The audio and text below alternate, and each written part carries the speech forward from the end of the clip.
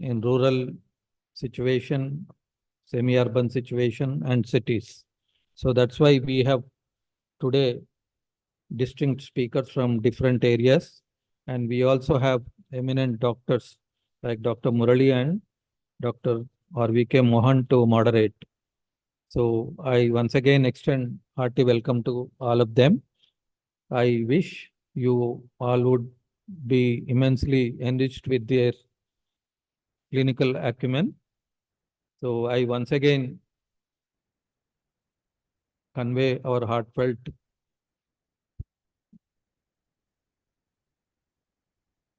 homage to the Srimati Gouribai Kirtane. Srimati Gouribai Kirtane was a popular pediatrician in Twin Cities of Hyderabad. So she was a very popular doctor, but she had great love for homeopathy, and she used to associate herself with many of the activities of our association for more than 3 to 4 decades. So she had great love for homeopathy, and she used to encourage people to go towards homeopathy, seek the help of homeopathy, though she was a pediatrician herself. So, and when she was alive only, she instituted this oration. So this was originally not a memorial oration. This was Gouribai Kirtane oration. So after she passed away, we made it memorial oration. And she was very particularly asking us. So you see that a homeopath comes to deliberate or give the oration. So this is my wish, she used to tell. That is the kind of love she had towards homeopathy. So on this occasion, once again, we pay our homage to her. Thank you, one and all. Thank you, sir, for acknowledging the gathering. Now I call upon our General Secretary, Dr. Durga Prasad Rao Garu, to come onto the dais to speak about the HMAT and oration. Good evening, one and all. Dignitaries on the dais, respected President Dr. Gopal Krishna sir, our beloved guests, Professor Dr. Murali from Deus College, Vice Principal, and Professor Dr. R.V.K. Mohan Garu, and today's panel speakers, Dr. Krishna Kande from Mancherial, and Samta Gandhi from Secunderabad, and one more panel speaker is on the way. He is coming from Khammam. And first, let me pay my heartiest tributes to Gouribai Kirtane, on whose name today we have assembled here to conduct the memorial oration. We conduct every year in the month of August. You know, the HMAT activities are so many. Besides the clinical activities like CL Modi Charitable OPD and specialty clinics on various specialties by the expert homeopathic practitioners of the Twin Cities. And also we train the internees posted by the different homeopathic colleges around the city. Next, we conduct the medical camps, and we conduct state level and national level seminars periodically. And one more important thing is we do conduct outside orations, apart from our HMAT, we do conduct at various colleges like that. Since last year, we have been conducting at different colleges once in 3 months. One oration and once in 3 months outside the HMAT at different colleges to give their exposure for the students as well as the teaching faculty also. The clinical meetings are conducted there with their cooperation. And all these activities are running with the hard work and efficient practitioners of Twin Cities, homeopathic physicians, and our governing council members. And this time, on the occasion of Gouribai Kirtane Memorial Oration, we have taken a good topic on fevers and homeopathic management. It is a correct time to discuss about the fevers of the season and different kinds of fevers and their homeopathic management and how to get success in that one. Before we start this session, let me introduce Dr. Gouribai Kirtane. And Dr. Gouribai Kirtane was the wife of famous doctor of Twin Cities, Dr. S.S. Kirtane. Dr. Gouribai was a true family physician, and she used to treat the whole family as a unit rather than the individual patients. She used to practice in Gauliguda in Hyderabad. She developed interest in homeopathy as she came in contact with the then stalwarts like Sheshachari and some other homeopathic doctors. She was honorary professor of pediatrics at Nilofer for a short time, and she worked at Shantabai Nursing Home in Abbots for a long time. After a couple of years of mixed practice in allopathy and homeopathy, she gravitated totally towards the homeopathic treatment and used to practice totally homeopathy only. Dr. Gouribai traveled widely to UK and USA, where she canvassed for the homeopathic and alternative methods systems treatment. She advocated pyramid power, pranic healing, Reiki healing, etc. She was well read and up to date in daily happenings in the country and abroad also. She led a full life of 92 years, and after a short illness for 2 months, she died at the age of 92 years. This is about our Dr. Gouribai Kirtane. And today I thank all the panel speakers, Dr. Krishna Kande, Dr. Samta Gandhi, and our moderators, Dr. Murali, Dr. R.V.K. Mohan sir, for their willingness and coming here there to discuss thoroughly on the topic of fevers. Thank you. Thank you, one and all. Thank you, sir, for acknowledging the gathering about the oration. Now, I call upon Dr. Harshita ma'am to introduce the moderators of today's session.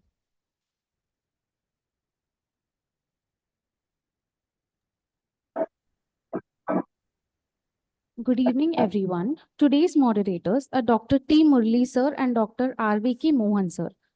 Dr. T. Murli sir has got a teaching experience of 14 years.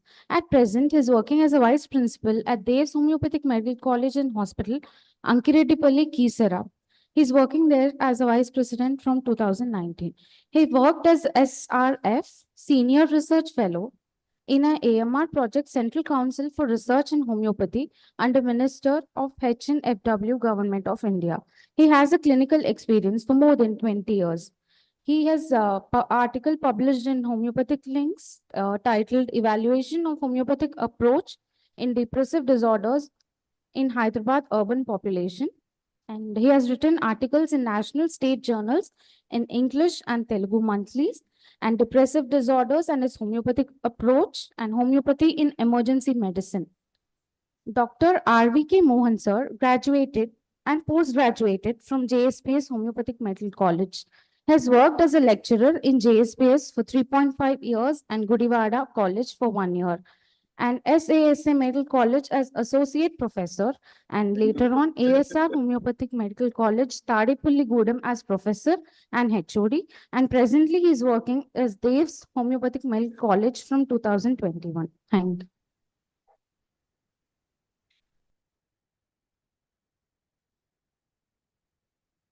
Thank you, ma'am.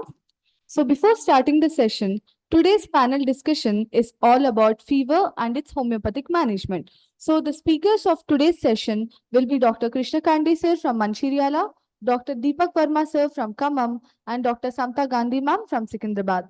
So before going into the session, let us know about today's speakers. Dr. Krishna Kande sir. Dr. Krishna Kande Garu is from Khammam and is practicing homeopathy since 28 years in Mancheriala. And then he has done his MD in late Kaka Saheb Maske Homeopathic Medical College, Ahmednagar. And he has done his MSc Psychology from Sri Venkateshwara University, Tirupati. He has completed his BHMS in Nagpur College of Homeopathy and Biochemistry. Thank you, sir, for making your time and attending today's session as a speaker. Now we have our next speaker, Dr. Deepak Verma Garu. He is from Khammam.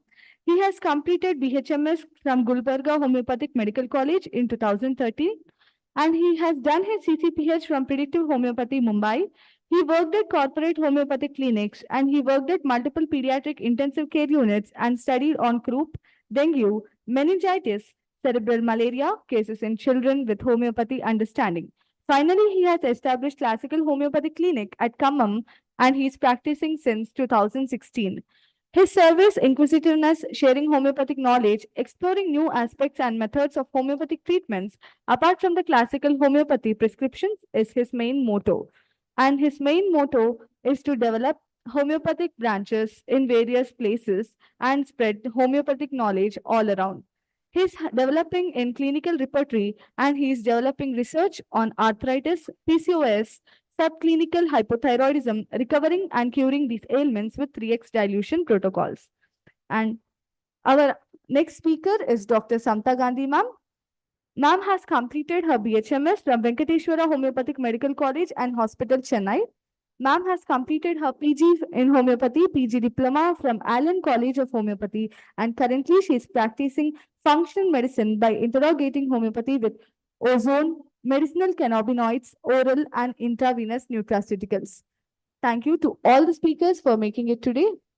Now, before anything, we would start the session, today's session on panel discussion about fever and its homeopathic management. Now, first, I would like to call upon Dr. Krishna Kande sir to present the session.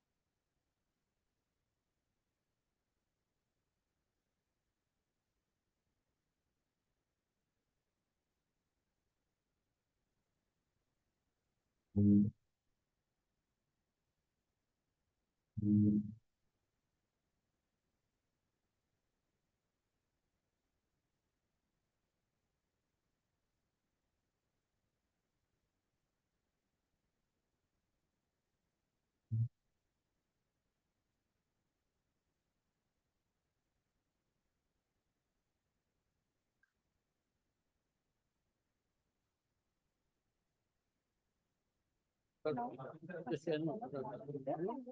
I call up moderator onto the dais, then all the speakers onto the dais.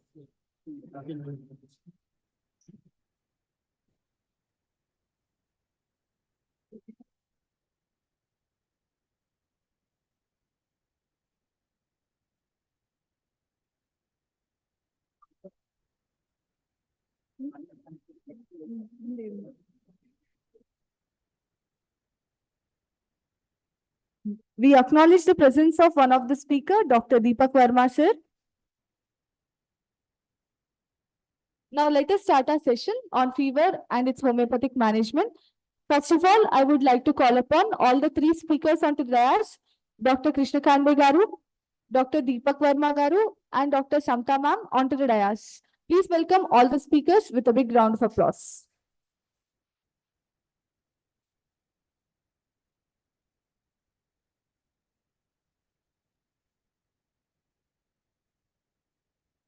Next, we call upon the moderators of today's panel discussion, Dr. Murli Garu and Dr. Vamshi Krishna Mohan Garu.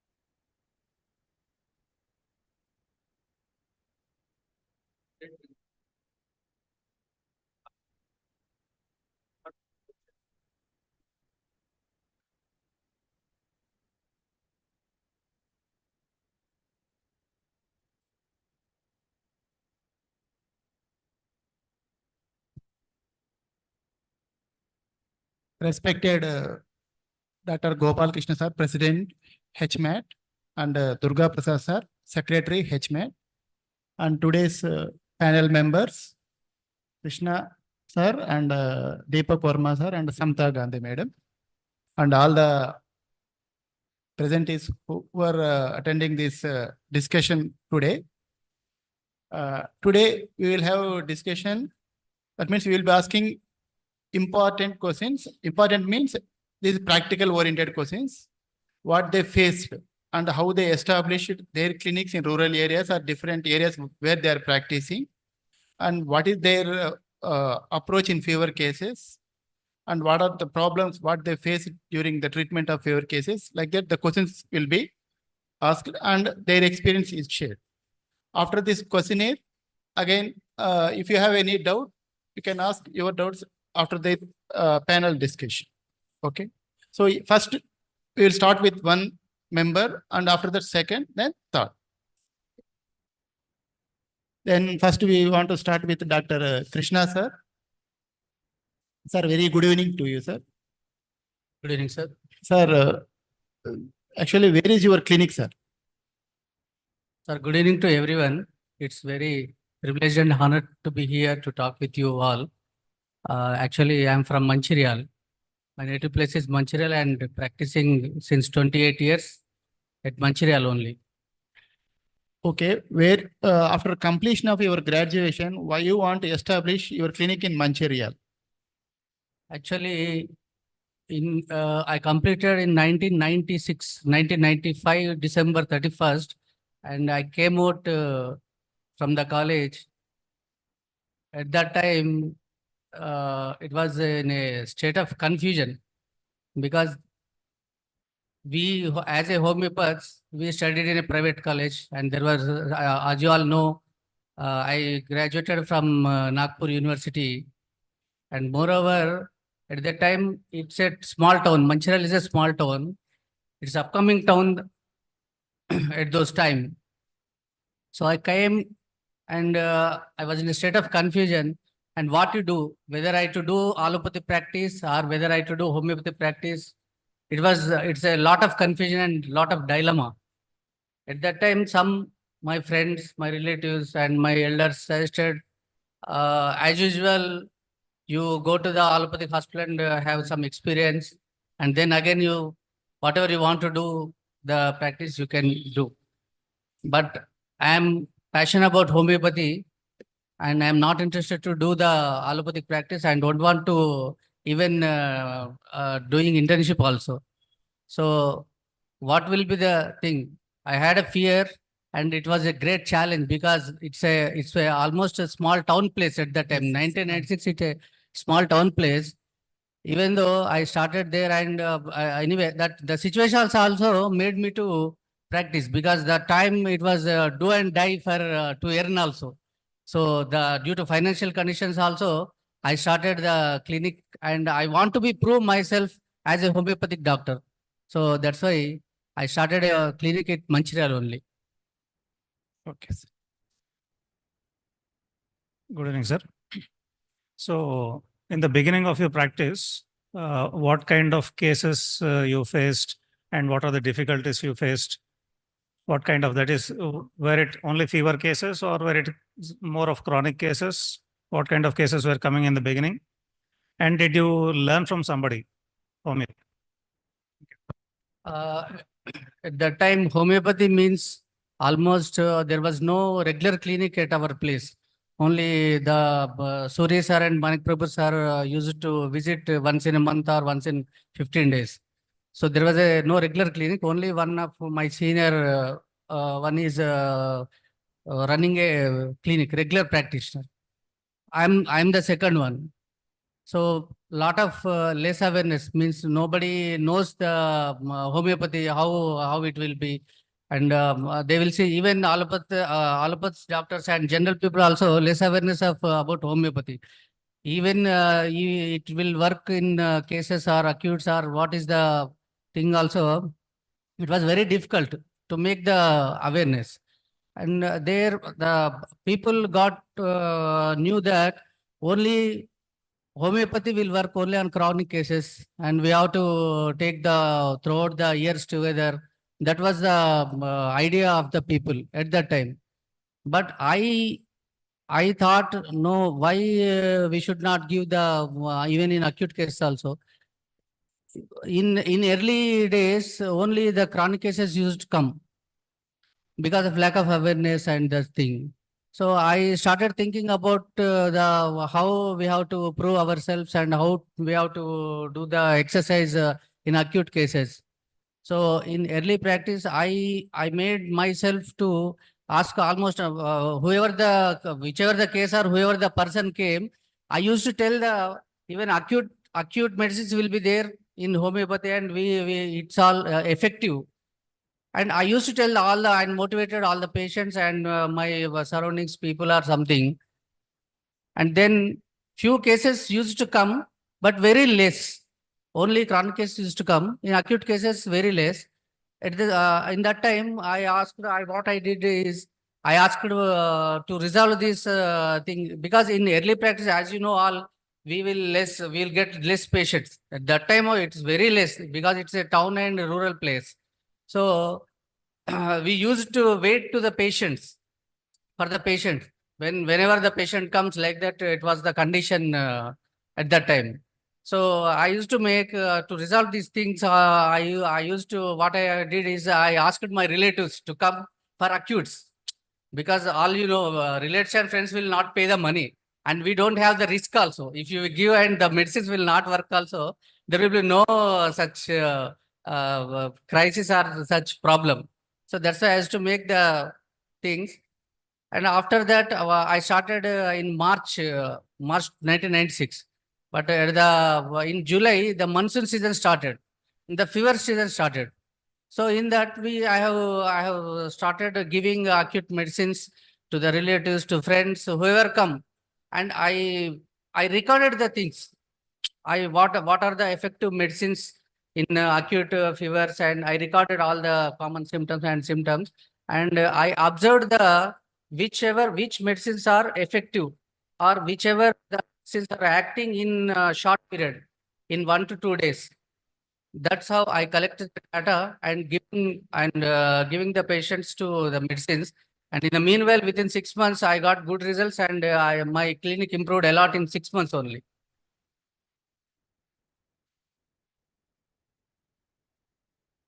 hand cases as a new practitioner is a very tough job, particularly for children or pediatric cases, and sometimes seasonal fevers.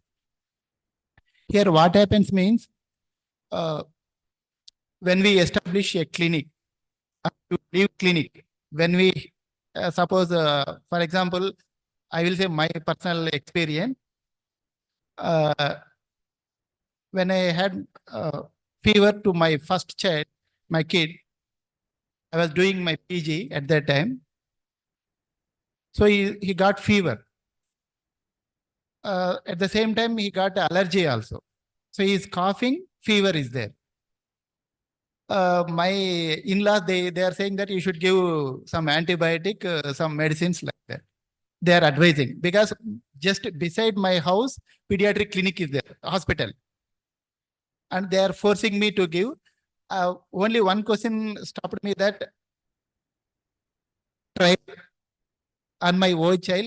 So I started giving, I started noting down the symptoms I was giving. But by 2 o'clock, symptoms struck me that when I'm moving my hand in my lap, he is sleeping. So that slow rocking movement is giving relief to him. So that struck me immediately. So I took appointment to pediatrician by early morning 7 to 8. So he will not come up to 8 o'clock. So in that meantime, I told them that I will try homeopathic medicines.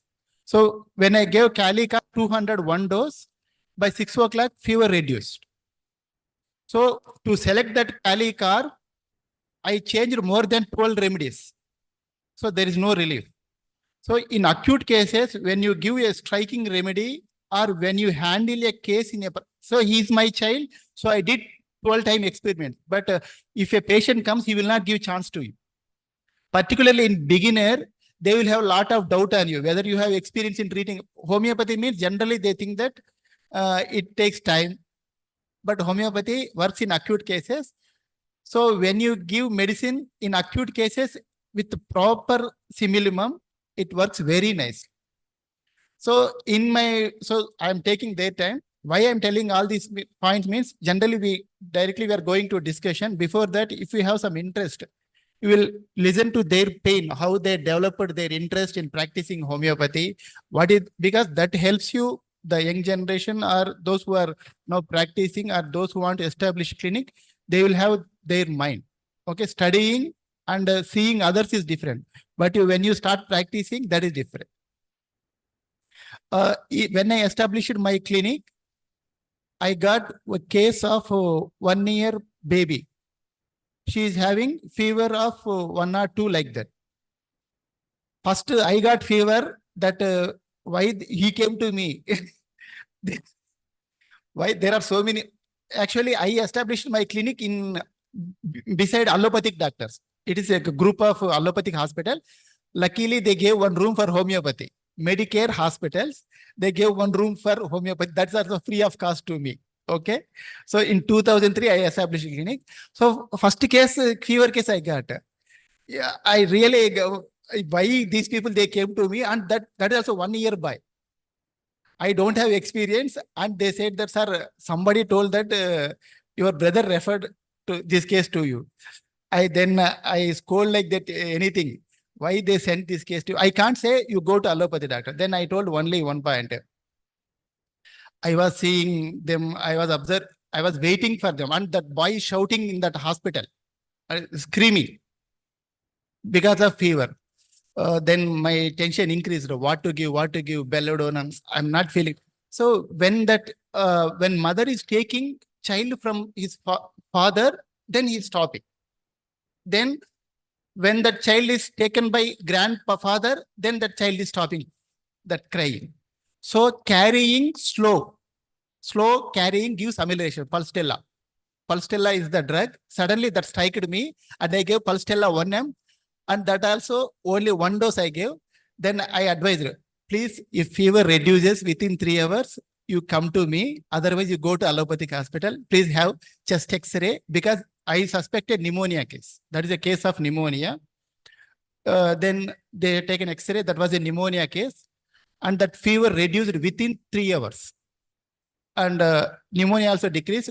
But that case is followed in different way. So here, why I'm telling all these things means these type of people, they will be having lot of experience. And here great doctors are there. They were having great experience like Vamsi sir and all these panel doctors. So here, how to select that right remedy and not bombarding the remedies. Bombarding remedies is belladonna, arsenic album, Raxfamga, Rustax. That is different issue. Some people, that is, I'm not pointing out anybody. I'm telling that how to gain experience, not gain knowledge. Okay, gain knowledge is in your books. How to gain experience is your experience. Okay. Sorry, sir, I have taken your time. And first question is, in your early practice, how you faced these seasonal fevers? How you handle these seasonal fever cases? Krishna, sir. That time seasonal fevers is regularly used to get typhoid, malaria, those cases. So I have taken all the common symptoms and I selected the acute totality and given the cases, and especially when the fever is high, we will be nervous. As you said now, we will be nervous, and what to do, we didn't understand, because we have to prove ourselves, and in the town place now, so the people may skip to allopathy or like that. That time it's more challenging and more difficult to handle, but I tried my level best, and I had some formulas, I created some protocols, and I did the good results. The same line, same context. One question is, if you select a remedy, how much time will you wait on that remedy? How many doses will you repeat? And what is the methodology of your repeating? That is, once in how many hours, and what way or what method you repeat that? And before you change a remedy, what is the time you give for the patient or yourself? In acute cases, in fever cases, I'll wait only for 1 to 2 hours. Within 30 minutes, if our remedy is right, the change will be done. Our duration is, I'll wait for 1 hour only. If it will not give the response, we have to change the remedy, or what the way, why it is not improved.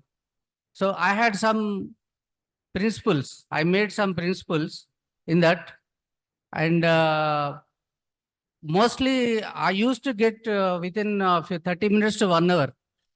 And in rural and remote patients will come, I'll ask them to wait for 12 hours, at least 12 hours, whether they improve or not. If improvement is not there in 12 hours, I asked them to shift allopathy. But within my place or within Mancherial, I asked them to inform me in 1-2 hours. If the medicine is worked in 1 hour, it's okay. Otherwise, I'll try to change, because we know all. If the high fever will not reduce, we can give pyrogenum 1 dose, followed by sulfur 1 dose in the gap of 2 to 3 hours. After that, again, we should take the acute totality, and mainly we should observe the patient. What is the nature? Just so sir told, just only observation. We should not be prejudiced, but we have to observe the patient, how he is expressing his gestures, or how he is saying the symptoms. And in that, correct, we have to select the medicine. I think I done very well in acutes almost. And generally, what is the potency you use for fevers? What do you start? In acutes, I use the potency, 30 potency. And In then, few cases only, I use 1 M. and then 31 dose, and then in 1 hour. 30 repeated dose in every half an hour only, sir. Okay. After within 1 hour, if definitely I got the results. The improvement started. So in the same context, what is the improvement you see? The first improvement signs, what is that you see in a First, temperature will reduce if it is 102 or 101. it may decrease by 101, and the well-being is noted. He may feel better. If there is lack of appetite, appetite may increase. That type of symptoms I observed almost most of the cases. So here, what sir said is, you should see not only decrease in fever, temperature, okay? Then you should see patient's general improvement, like first, the person should become active. It should not be dull or irritable. It should become normal. That means he should feel, patient should feel. Then remaining symptoms should improve, appetite should improve, and other things. Sir, suppose if patients in OP, you can't give a remedy and wait for them, you can say wait for 1 hour or 2 hours. Suppose you have selected one remedy and that remedy is wrong. Then how will you follow them? It's a small town. That's why they will inform by evening or within 2 hours. I used to tell that by evening or by within 1 hour, you can call me. Okay. If it is not worked out, then you again come. Will they like come or will you give any other remedy? They will come. Definitely they used to come. Okay. In beginning. So now it's okay. They believe you and you have very good practice. But in beginning. In the beginning, that's what I am saying. I'm saying, no, sir. In beginning, it was very tough, and they in same place, I would have changed the remedy within 1 hour, 2 hours. Again, I have selected the different remedy. But in remote areas or in far places or any from villages, I will ask them to wait for 12 hours. Whether the improvement is there or not. Yeah. 12 hours. When If you're one day, if one day the improvement has not started now, next day morning the patients will come and ask them, sir, improvement not done because the homeopathy works slow, like that they were saying. So maximum I kept the efforts to select the simillimum. That's great. So I suppose you have some observational beds in your clinic if they have to wait for few hours. Sir, I made patient- some observations, Hmm. and I made especially what we used to get is, it's a town place now. So many allopathic doctors are there and so many allopathic clinics. So first they will go to allopathic doctors in viral fevers or typhoid, malaria. First they used to go to allopathic clinics. After that, 1 day, 2 days, they used to come to us with fever and chills, and if they didn't work. Or some old patients will refer to us that go try homeopathy, like that. Then on that basis, I collected the common symptoms and I made some protocols, some these symptoms, and I collected the data. All the 28 years I have collected almost in acute cases data I have. In early days, what I did is, as you know, the Clark is there. J.H. Clark book is there. I think, you know, the book name is The Prescriber. The Prescriber. In that, in typhoid, he said that Baptisia 30 will work in low fevers. And arsenic alb 30 or arsenic alb 3 will cure the case. How it will be? Means whatever the symptoms will be, the arsenic alb will take care of the disease and it will end the case. And also, Ignitia, excuse me, shall I call Chamundeshwari?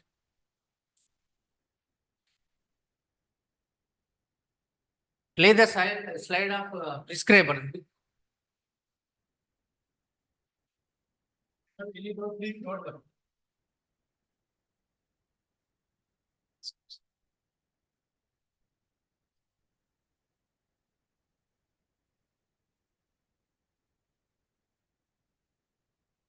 Second page. Next. Next page. Next page. See, in enteric fever, there is the least suspicion of typhoid fever. All solid food should be stopped. At the very commencement, typhoid 30, this may be continued throughout. When typhoid is epidemic, this may be given on the first indication of internal derangement. Tongue coated, and he has used to see Baptisha Q30 2-hourly. After Baptisha, and in all cases which do not respond ready to remedies pyroenum 6x and 30. Please change the slide. Say next one. See here, arsenic 3 2-hourly. This medicine is of itself often sufficient from the beginning to end of the disease. So I thought, why we not try about like this type of medicines? I studied this prescriber and I started using acute cases of typhoid and malaria. I started Baptisha 30 because that time we don't have 6 potency availability in our place. So I started 200. After taking the common symptoms of the this one and a base drug, I kept Baptisha 30, and along with, if there is a thirst, fever with body pains, fever with chills, restlessness, I used to give Rsalb 200 along with Baptisha 30 and Rustux 200. So this type of, after reading this book, why don't we try? Why don't we develop ourselves in giving such type of this thing? So I developed Baptisha 30, Rustux 200 and arsenic 200 in typhoid and malaria cases, irrespective of these symptoms: thirst, body pains, restlessness, and low fever, or even high fevers also. I have taken the Baptisha 30 because the typhoid, this thing. So within 1 hour, the changes has started. And one more formula, what I did is Baptisha 30 base, and in thirstless, Palsatilla, and body pains, Rustux 200. So I have given these 3 drugs in half an hourly, repeatedly. Within half an hour or within 1 hour, 2 hours, definitely there will be improvement. I collected the data of these type of cases and got good results. Okay, sir. Just one more question. Till 2005, that time only typhoid, malaria, viral and seasonal fevers. Till 2005, I had this type of formula. After that, it changed? After 2005, we got the breakout of chikungunya. Oh. So added to the typhoid, Yes, malaria. Yes. One academic question. Did you study the book Typhoid, Leaders in Typhoid Fevers, Nash, by Nash? Sir? Did you read the book? Nash. I read so many books, sir. Nash, I read. HCLN, Intermittent fever. Right. Okay. And B.N. Chowdhury, Taylor. Okay. Also, I read all the. So, if in any case. That time there was no experience and there was no guidance by anyone. We have to struggle and we have to make the data and we have to develop ourselves and we have to prove. That was the main drawback at that time. So I think it did is all the experiments only. The drawback is even today. The same drawback is still existing in homeopathy. If in any case you give a medicine or you change a medicine or 2 or 3, and if it is not working, what can be the reasons why the medicine is not working? Is the problem with the selection of our medicine, or the problem exists in something like obstacles? There are reasons, sir, because some uneducated patients may not complete the dose, or whatever the medicines we give, they will take few doses and they will stop the medicine, or maybe our wrong selection of medicine. But what I used to is only within 6 months I made this type of and I applied every time whenever the acute typhoid, malaria case. I used to apply this and I got almost 90 to 95% results within 1 hour. So I didn't give it all the other medicines. And whenever the fever will not reduce, I just followed the pyrogenum 1 m and followed by sulfur. Rarely I have given Gelsimim and China like that, because very rarely. Almost maybe in my practice, not more than 10. Is there a sulfur drug here in this prescriber? Is mentioned? Sulfur is mentioned in this drug, sir? Sir, in that book, there are a lot of remedies mentioned. But what I did is I just taken the formula. He is No, no. giving every hour and every and changing the medicines and that. So I got the idea and I can experiment like that. I had The prescriber by Clark is one of the important book for beginners. Okay, please have that book in your table. Definitely it will help you. Prescriber and Pathak, Maitre Medica. And so these are the books I used to, because when we don't know something, there should be some guidance or some book should guide us. Okay. So the prescriber and Pathak, Nash. So these are the books which are, as per my sense, these are the books which have a lot of, if you give blindly also, their suggestions will work. Okay. So these books. Then, sir, so will you take support of allopathic medicines in prescribing medication for this acute cases, fevers? yes, sir. Sometimes in high grade of fever or in severe anemic patients, when the viral fever is more than 103 and not completely reducing, then I used to ask them to take paracetamol 500 for some time until our medicines will work. In rural people or uneducated people, I just ask them to stay for 1 hour, 12 hours, and again I asked them to shift the allopathy. Again they will ask her by phone or something, or their attendants may come and they will ask. So at this point, beginners should note down. So when any patient comes to you with fever and you are giving remedy, and that remedy is not working within hours, you are giving then one more remedy in safety, but still that is also not working, then please advise them, don't hesitate to take allopathic medicine, because that will not cure the fever. Only it will handle the case. That is not my words.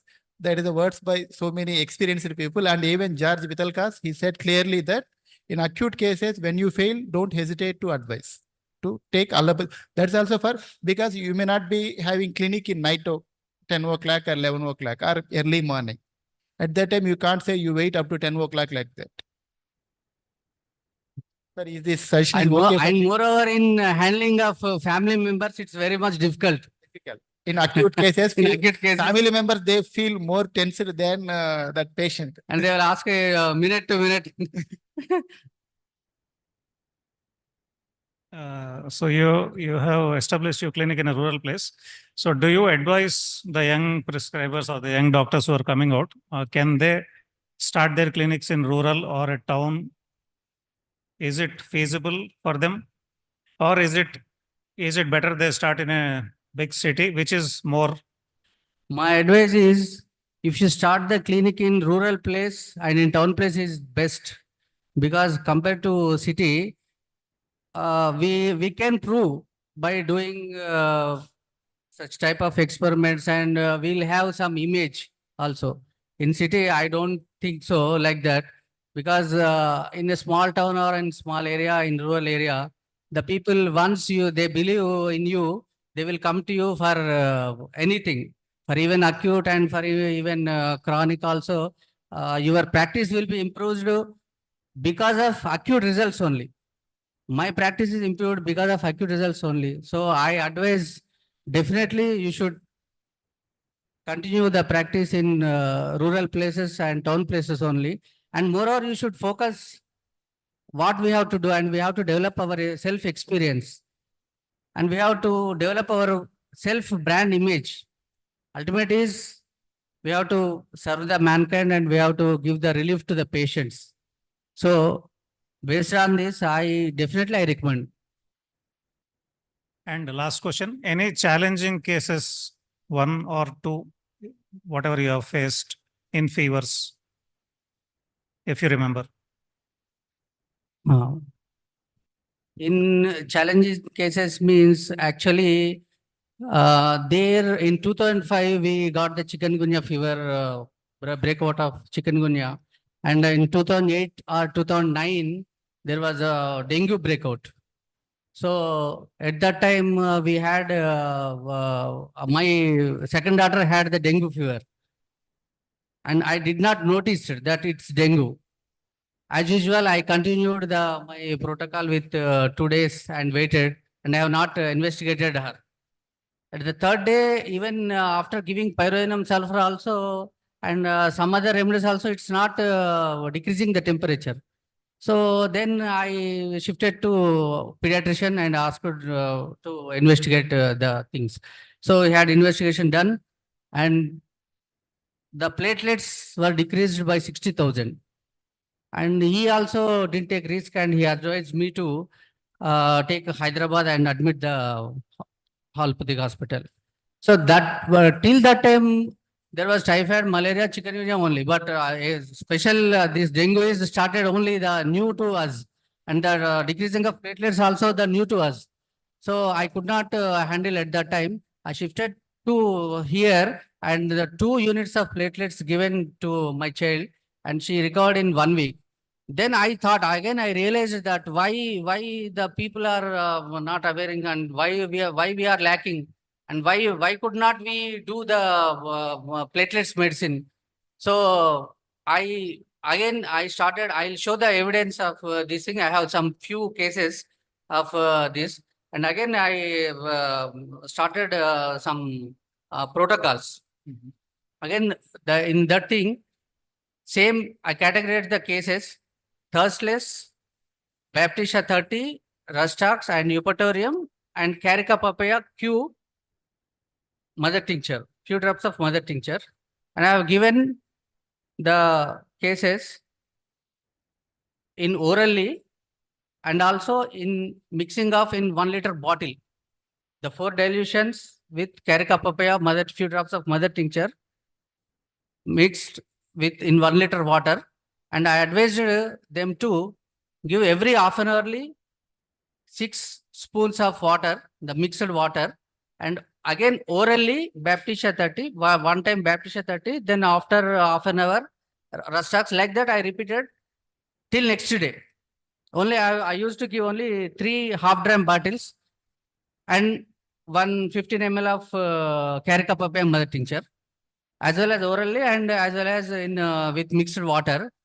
You don't believe, till next day morning, within 24 to 48 hours, the platelets will be increased. Till now, I have in 14 years, I have almost this type of protocol. I got the results in thousands of cases within 2 days or within 1 day. Once the improvement is started, we will know.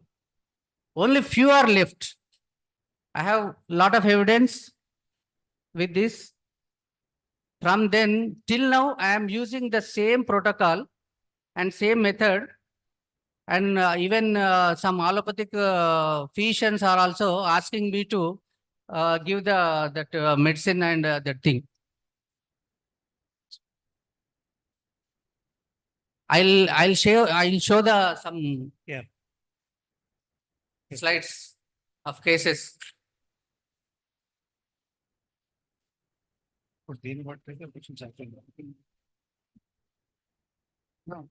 There, every season we used to get only these acute fevers, means dengue, chikungunya, typhoid, malaria. It's a regular OP for us in every monsoon season. And in chikungunya also, I have given lot of cases, only 2 drugs, only 2 common drugs, Eupatorium perfolium 200 and Rustox 1 gram bottle. For 3 days, the pains will be disappearing.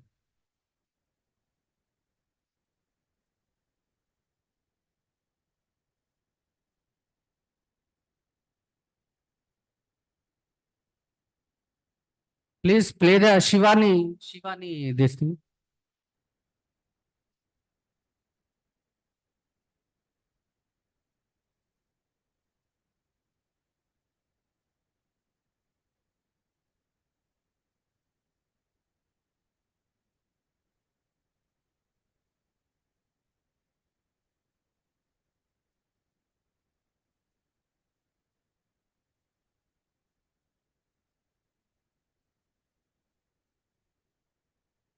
See here, its WBC is 3,800, platelet is 174.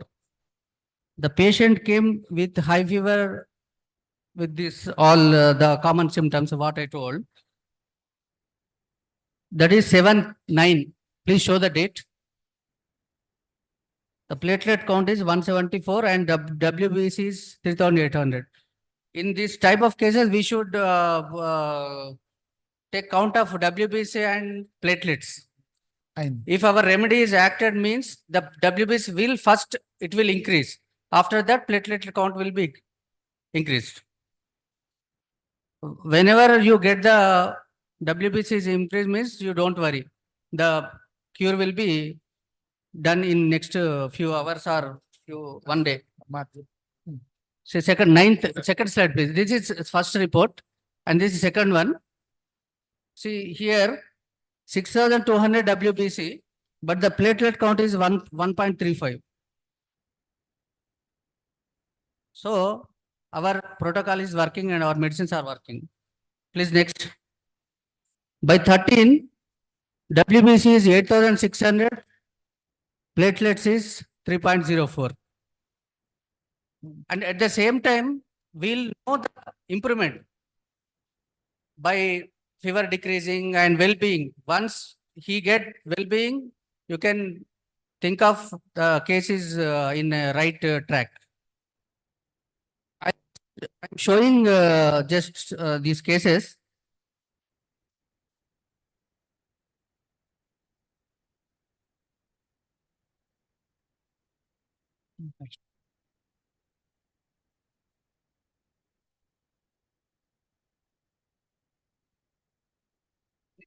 Next, what is the name? See, Rajeshwari. Because nobody used to come again, only 2 days. See, since 1 week fever with headache, thirstlethness, body pains, this is my case sheet. And I have written 18, 10, 19, dengue kit. See, the diagnosis dengue fever with thrombocytopenia. Here,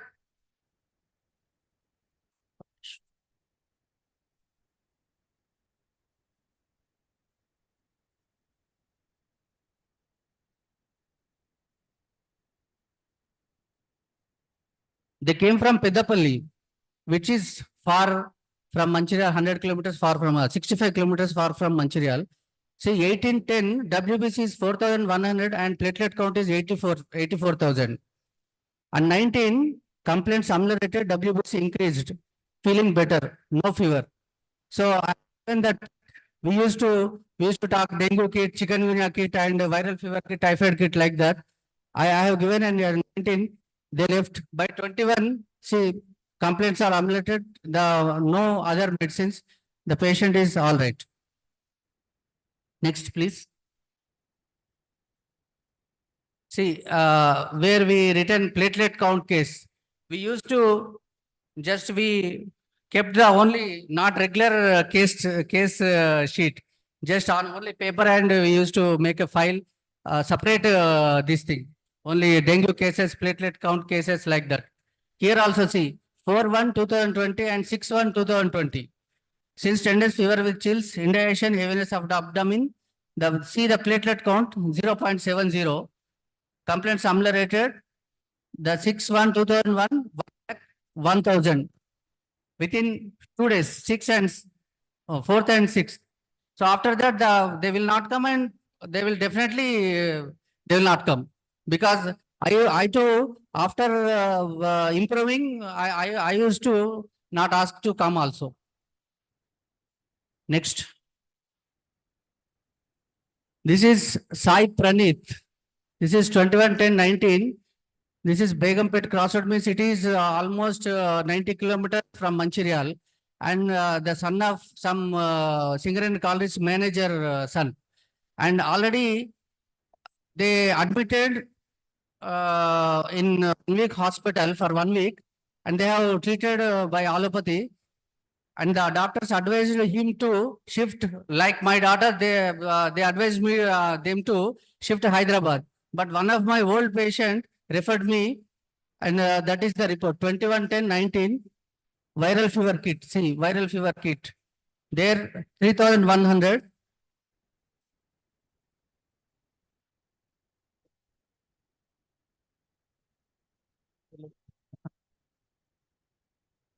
WBC is 3,100. Platelet count is 1,17,000.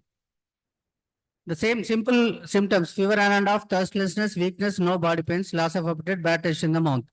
By 23rd, 10-19, complaints ameliorated, feeling better. WBC 3,500, platelet is 2,033, 2,33.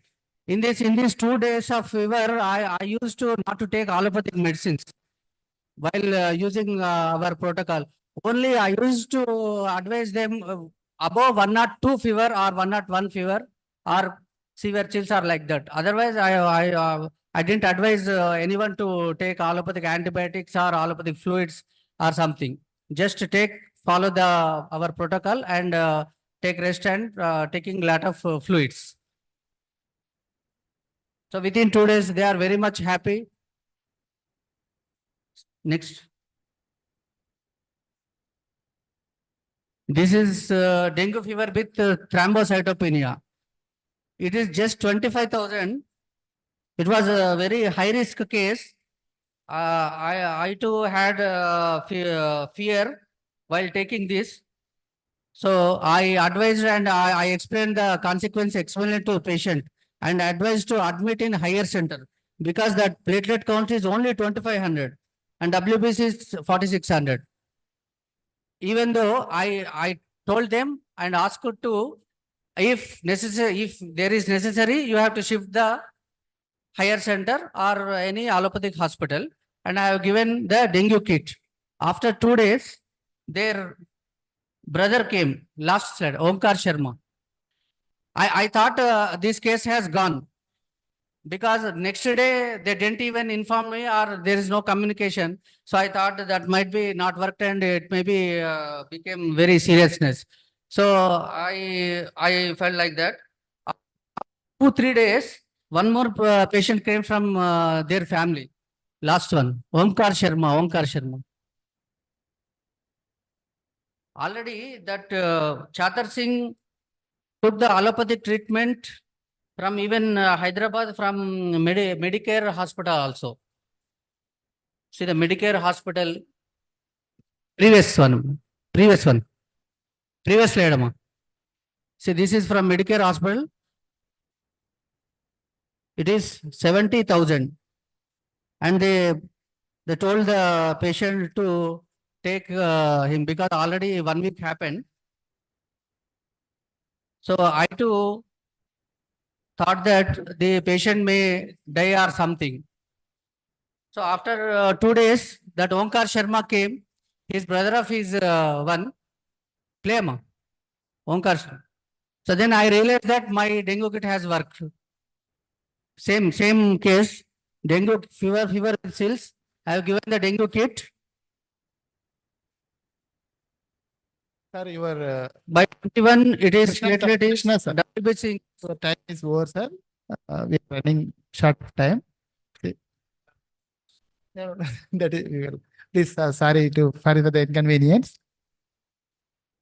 Definitely, his experience is vast and he has got guts. Whatever way, technically, we are not discussing his selections, but he has got guts to face the patient and trying to handle the situation, which is commendable. Many of us will not have that. Please give a good round of applause. Sir, please try this type of these things. In our family member also, I have given this type of thing. And within, the more thing is we have to get the results and we have to prevent the admissions into allopathic hospitals. It is our motto. And my motto is to help the patients, and because crores of rupees are spending in platelets this case. platelets decrease the cases. So this year also again the season has started. Now I invited Dr. Deepak Verma, sir. Sir, what are your basic chief points to be observed in fever cases? Good evening, one and all. This is Dr. Deepak Verma. I am from Khammam, and I thank HMAT for giving me this opportunity. So, pyrexia is a vast topic and acute condition where we can treat and give very beautiful results, and we can stop the patient going into a destruction and syphilitic conditions with our simple homeopathic medicines. So whenever a fever case comes to us, we should know what to be treated and what is the alarming signs in the case and where the case is going into complications, whether we are going in a good direction or not. We have to keep that in mind. So whenever we treat a case, first we have to find the activity in him. So the activity represent whether he is dull in condition or sleepy in condition or no change or hyperactive.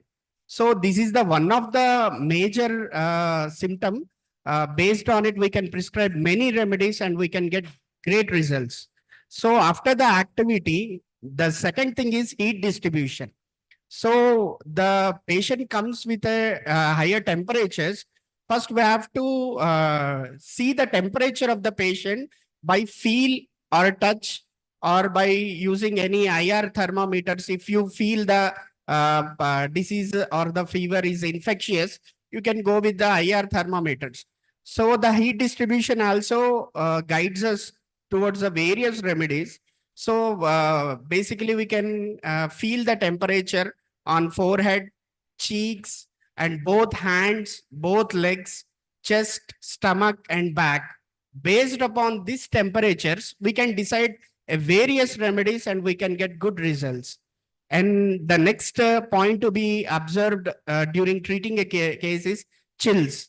So if you ask a question whether he is having chills, whether he can tolerate fan or AC, whether he is using bed sheets to cover him, so we can find the chills in him. So if he is having chills, there are a number of remedies and we can minimize the case and close the case in a few days or few hours.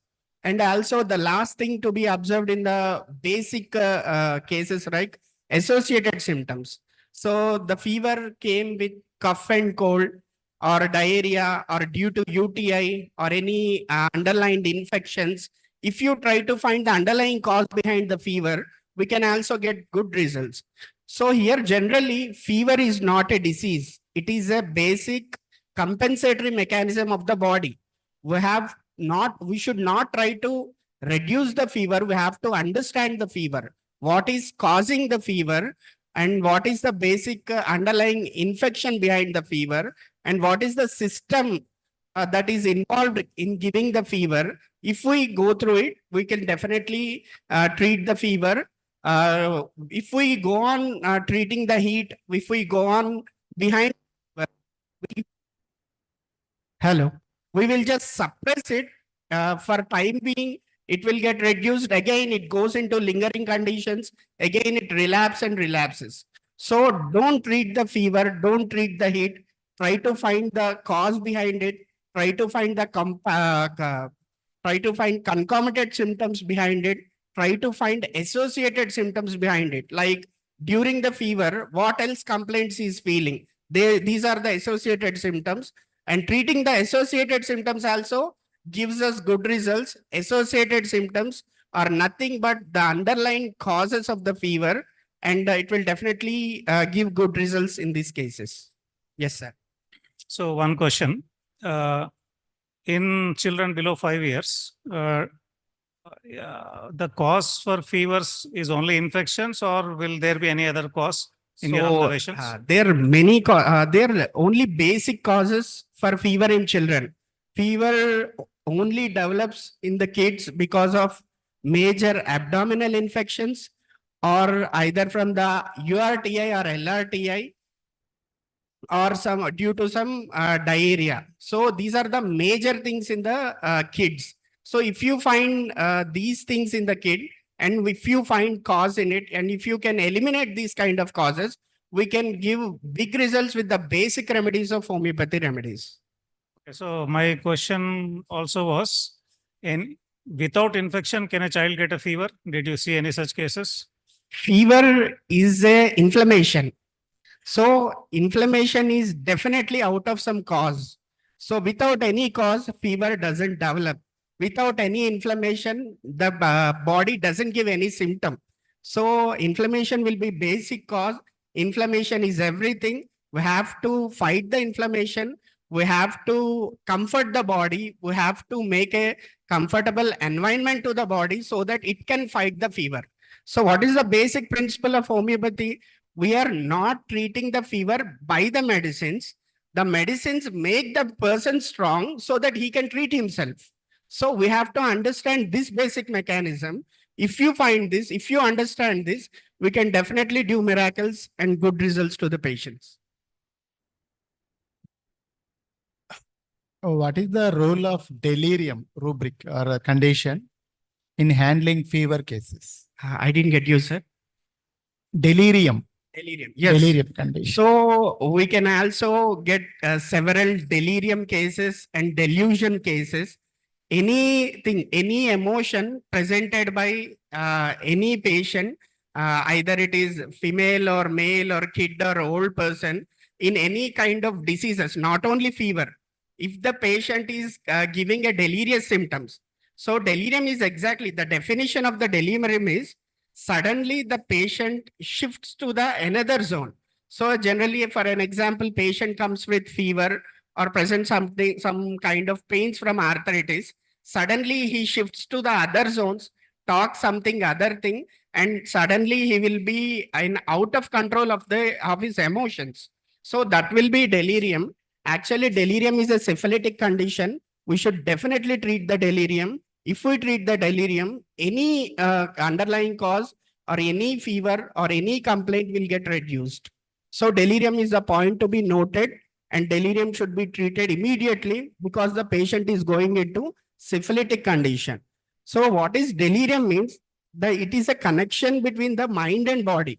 When the patient is going into delirium, his body is getting disconnected from his mind. So this is a very syphilitic condition.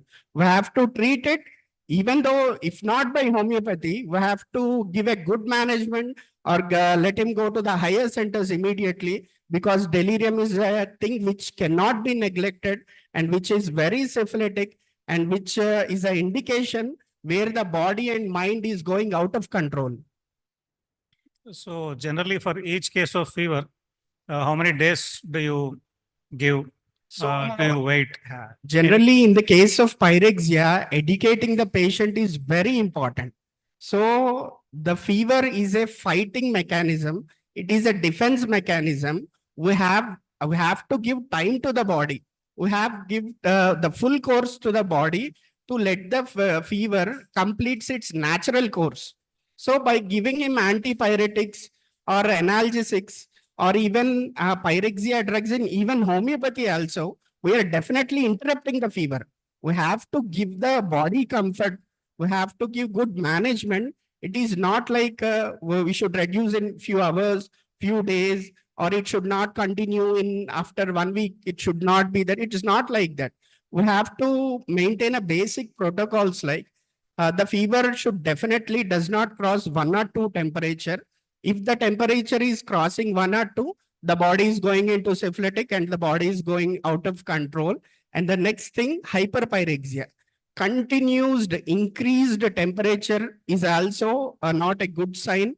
And increased coldness of the body, low BP, increased chills, and increased multiple seizures. These are the complications of the fever. So we have to educate these things to the patient, where the patient should be calm, where the patient should get care, where the patient should reach us, and where the patient should go to the higher centers. We have to educate him. So educating the patient, treating with these pyrexia cases is very helpful for ourselves also, for the patients itself also. When we educate the patient, we will give confidence to the patient as well as we feel confident in the case too, because we are giving a rapport to the patient and we are predicting the fever. So what happens next? What should not happen? What happens, it is okay. And if something happens, it is not okay. We have to tell the patient in prayer also. So by taking the case, we'll understand. So what will be the syphilitic in the case, and what will be the complication of the case? What will be the good sign? What is the bad sign? We have to educate the patient in prayer so that the patient does not go to the other doctors or he immediately changes the doctors. Even the patient should have the basic knowledge where how can we stay with the same medicine, and how should we go to other doctors, or whether we can be confident with the medications. We have to educate the patient. So this is very important treating the pyrexia. Okay. So if you are treating a case of pyrexia where the temperature is 102 and now it has gone to 104, you have given one medicine. Yep. And how frequently you repeat that medicine, or when will you change that medicine? Okay. In how much time? Based on my experience, I repeat every second hourly. So here the criteria is not to reduce the fever. The fever should not cross 102. So if the fever is 99, 100, or even 101, it is okay. The body is managing.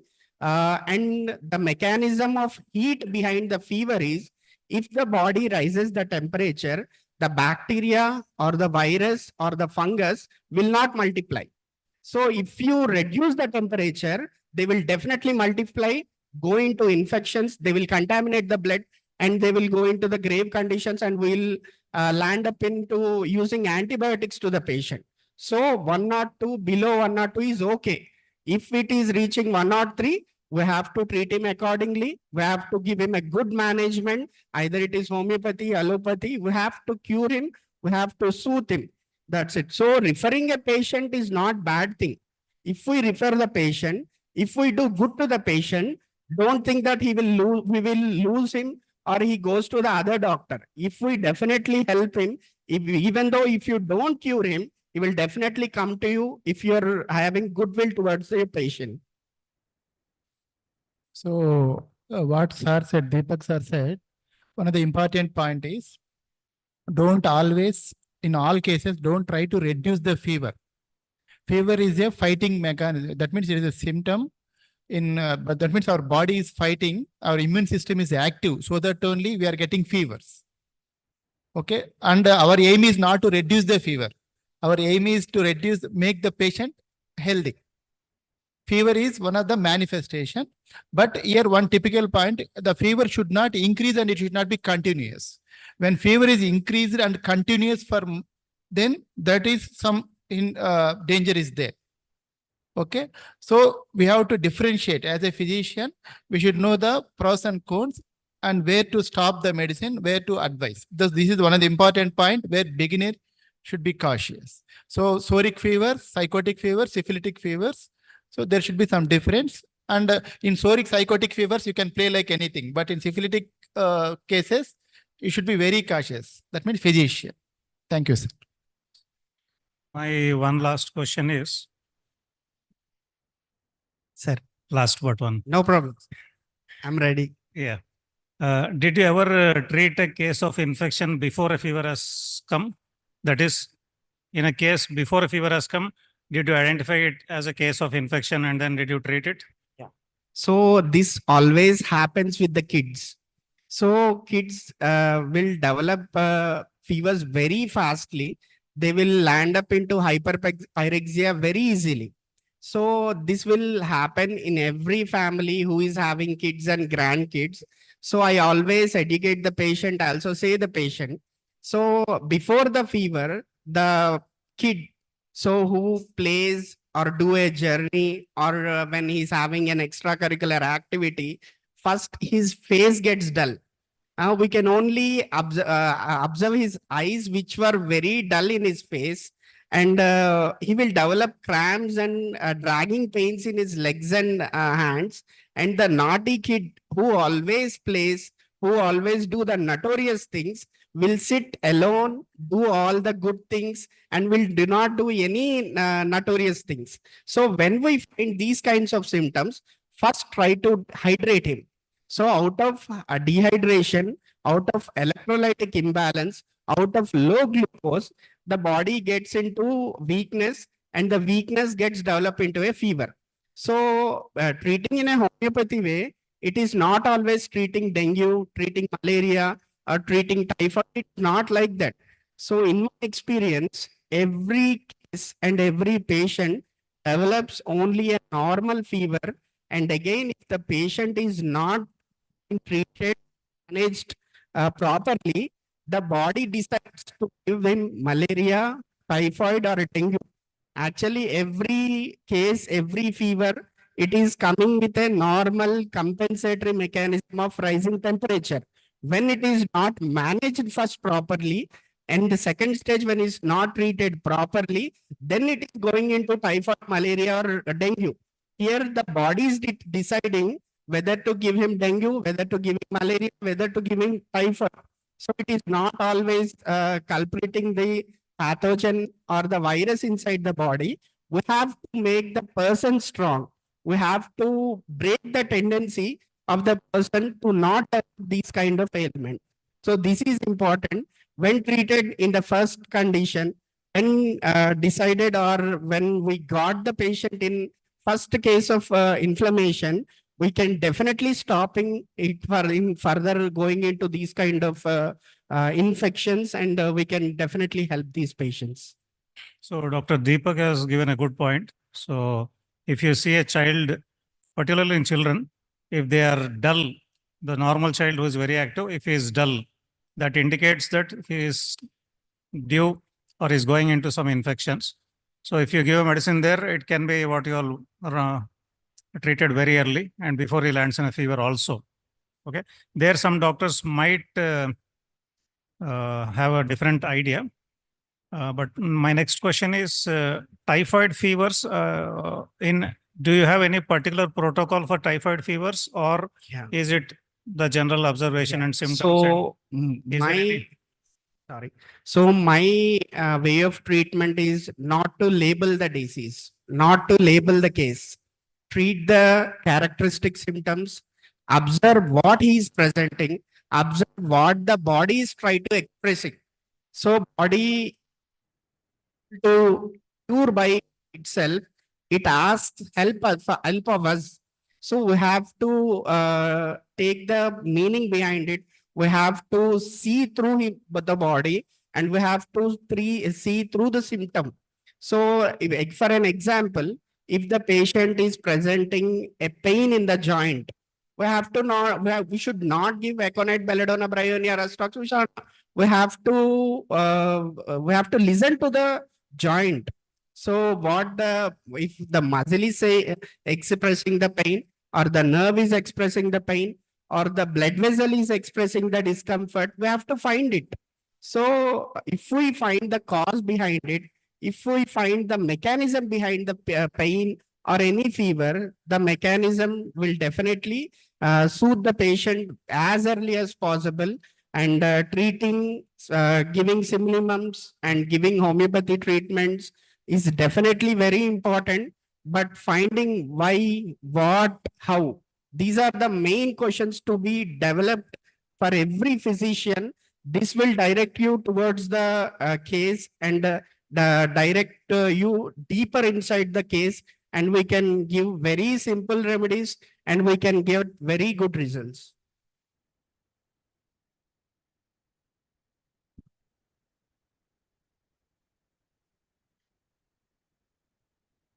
So like any, suppose upper respiratory tract infections or GI tract infections and typhoid, if your remedy is correct, you can cure that in a day, 2, or is typhoid taking more time, or malaria is taking more time?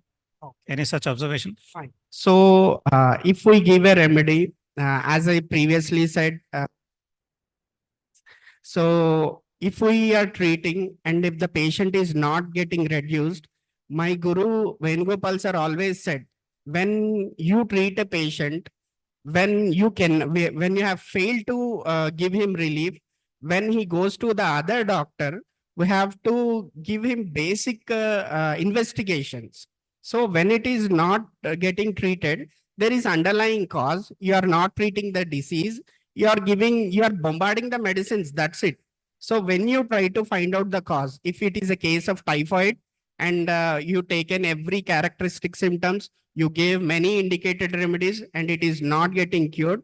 When you go for investigations, do the CRP, do the Vidal, do the hemogram.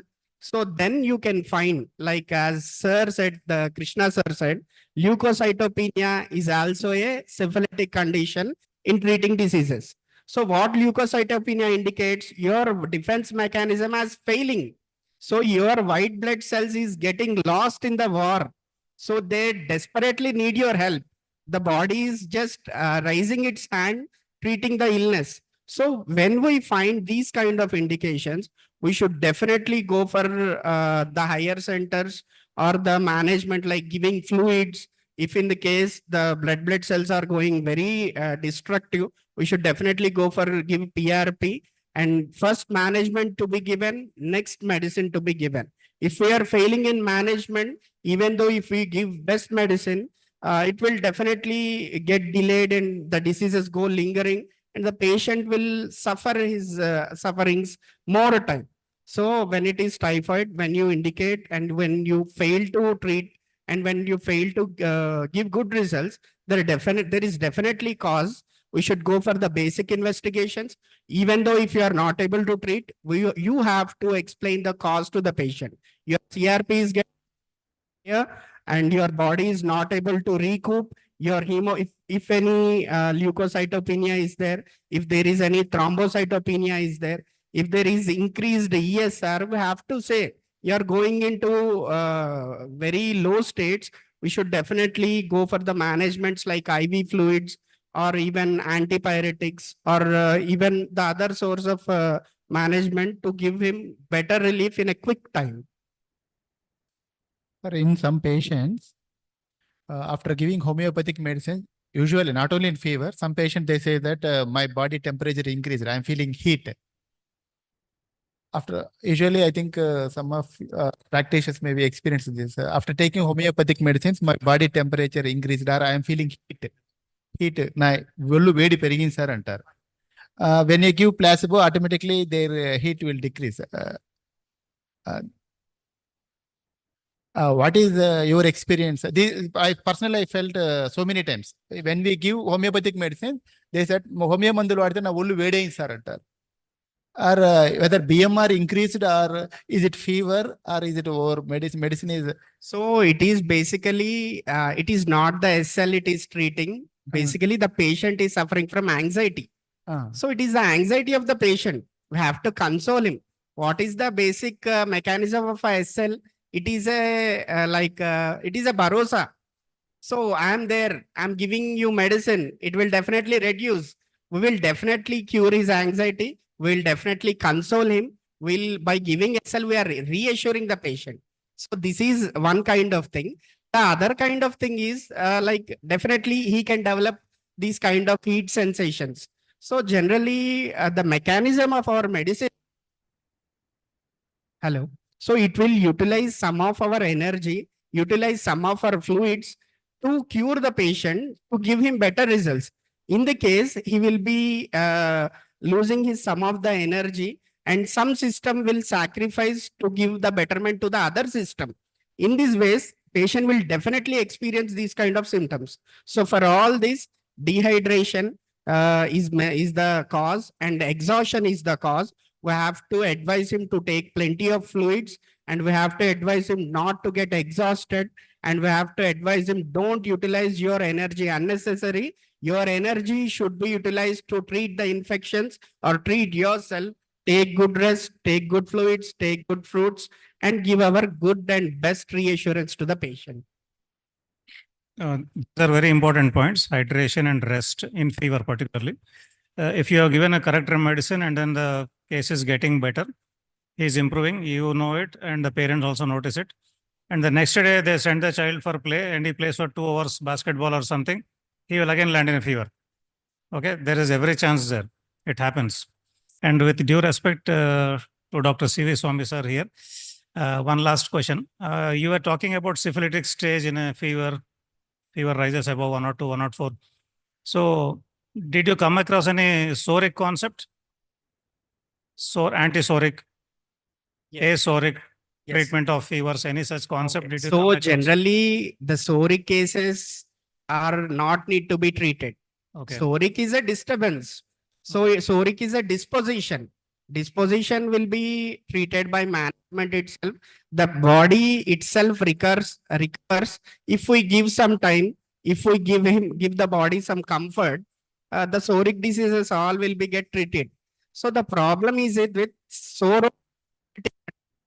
So like the cases of measles, chicken pox, small psoric eruptions directly infest into the cranium, directly affects the neuromuscular bundles. So this will definitely land up into syphilitic condition. So pseudosyphilitic condition is a very complicated condition where the psoric state is very small and the syphilitic stage is very quick and high. So in these cases, we should treat definitely.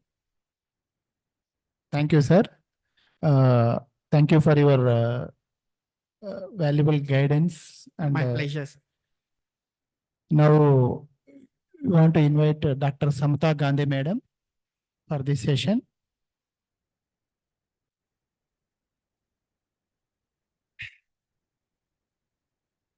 Madam, what is your approach in case of fever cases? Sir, good evening, everyone. First of all, I would like to thank the whole HMAT team for giving me this wonderful opportunity. For fever cases, the first 24 hours when the patient comes, we find the symptomatic indications. And if there are no symptomatic indications, I go by Dr. Shivashankar Garu's protocol. I start the case with arsenicum album 1 in 1 dose. And then I give only arsenicum album 1 dose and then Rustox 1 m every 4th hourly for 24 hours. So 90% of the cases of fever, they respond very well to Rustox 1 m every 4th hourly. And if they don't respond, I retake the case and find the symptomatic totality. Okay, directly I'm coming to this question. Since you're a female doctor, urinary tract infections, I think, do come in your OP, UTIs. UTIs. So any case of recurrent UTIs, that is, what is your approach during the UTI attack and after the UTI attacks? Sir, as everyone knows, acute UTI can be treated with Cantharis, Epismel, Acid Night, Berberis vulgaris, and tinctures like Chimaphila and Berberis vulgaris Q. But as we are talking of recurrent UTIs, generally recurrent UTIs we have seen in patients in women with who is undergoing menopause, who is into menopause, and women who are newly married. So these are the cases we see recurrent UTIs. So when they come for the acute UTI, we treat them with the following medicines, any one of them. Okay. So we treat with one of those medicines and we ask them to do the urine culture. So once we do the urine culture, it will show possibly when it is a recurrent UTI, the urine culture will show Klebsiella pneumonia infection. So what we are going to do is we treat Klebsiella pneumonia with these medicines, and when they become asymptomatic and they think that they have been cured with the UTI, but what we have to do is repeat the urine culture after 3 to 4 weeks. So after 3 to 4 weeks, when we see the urine culture, generally Klebsiella pneumonia is not there, and it is actually replaced by E. coli, the less powerful bacteria. So in that case, we have to repeat the medicines what we have been giving all this time, and after that, to prevent recurrent UTI, I generally use psychotic compound. It is a bowel nosode. Psychotic compound. Psychotico. Yeah, it is a bowel nosode. Bowel nosode. Yeah, it is a bowel nosode. So that prevents the recurrence of UTIs. And when you see the urine infection, the culture is showing E. coli, I treat it with colibacillinum. That is the potentized form of E. coli. What is the change of learning? How you learn the change of potencies from your beginning days to now? Is Yes, there sir. any- change in potencies? You are telling Sir, 1M. generally, What made I you to think start- of 1M or 30 or something? Sir, generally, what I have taught by our gurus like Dr. Shivashankar Sir Garu, I have not learned from him. I have learned from Dr. Venugopal Gouri sir, and he has learned from the great guru, Dr. Shivashankar Garu sir. So I have been taught to start with 1M potency and go higher. So I start the case with 1M. And if I find that the 70% of the infection is gone, but still the patient needs a higher dose, I start with 10M, sir. I continue with 10M every 2 hourly, every 4 hourly, how the case responds. Okay, if any failure is there in your cell, but suppose you have given 10M, Yes, sir. you feel that that is a, suppose a Rustax case, Yes, sir. and that Rustax 10M is not giving relief, then will you go for low potency or high Sir, potency? like Rustox 10M for what cases, sir? Like if it is You fever. have selected one remedy, this Rustax for one case, chikungunya, you think? Sir, for every fever, the approach is different, sir. For first 24 hours, we start with arsenicum album and Rustox. Yes, sir. No, So Rustox, yes, sir. The thing my is, question is, so remedy is okay, but what about selection of potency? sir, I start with 1M, sir. 1M. Okay. I don't have 30 in my clinic. Why? Sir, I've been trained that way. Okay, madam. What is your treatment or approach in chikungunya with arthralgias, all those cases? Sir, any fever, the first 24 hours, we go with arsenicum album 1 dose, Rustox 1M. And to alternate with Rustox, we have to find a medicine which we can alternate with Rustox. So Rustox will be given every 4th hourly. And to alternate one more medicine, we have to see the thirst and everything of the patient. Generally, we see the thirst. For example, we select from the following medicines. I'll tell you, it can be Bryonia, it can be Natramur, it can be Eupatorium, it can be Merxol. So how you will select? So first take Natramur, or you can take Bryonia. Bryonia has large quantities of thirst for large quantities of water. So if we ask the patient about the thirst. So if the patient is saying large quantities of water, thirst is there, I select Bryonia to alternate with Rustox. And if the patient is saying he is having increased salivation with thirst and there is throat pain, then I go with Merxol. If the patient is saying he is thirstless with chilliness and lot of weakness, 3+ weakness, I go with Gelsemium. If the patient is saying he's thirstless with little GIT symptoms or some nasal catarrh, then I go with Pulsatilla. And if the patient is saying he has thirst, he has associated nausea and vomiting and also pain in the limbs or extremities, then I go with Eupatorium puff. If the patient is saying he's having thirst, he's having no thirst, and also he's having increased appetite, then I go with Antimonium crudum. So like this, it varies according to the thirst. And if it is a Natramur case, generally the thirst will be there. There will be a lot of nasal catarrh. So I'll select Natramur. So according to the thirst, I select the next medicine which has to be alternated with Rustox. So this has to go on for 48 hours. And once after 48 hours, once the fever has settled down and the weakness is gone, and we have only the bone pains remaining. So I select from the following medicines, which is chininum sulf, medorinum, or colchicum. So chininum sulf, how we have taken into consideration for chikungunya is, since homeopathy was discovered chinkona, so one of the articles I have read that chininum sulf is chloroquine sulfate. So chloroquine sulfate, with they have done some research and they have found out that chloroquine sulfate has been used for malaria, and in that research, it has ameliorated the bone pains. So every allopathic prescription for viral arthralgia or any arthralgia, they'll start with chininum sulf. That is HCQS. We have seen those prescriptions a lot in allopathic. So the same HCQS has been potentized in our homeopathy pharmacy, and we are using for that for the bone pains. That is chininum sulf. And if you have to choose medorinum, I have learned from Banerjee protocols. The book Calcutta Banerjee protocols, they use medorinum in the acute phase of arthralgia. So medorinum in the acute phase of arthralgia has given me very good results, sir. And colchicum. Colchicum is also, I have learned from allopathic system of medicines, they use colchicine, any pain with inflammation. So that is colchicine. So the potentized form of colchicine is colchicum. So I use that.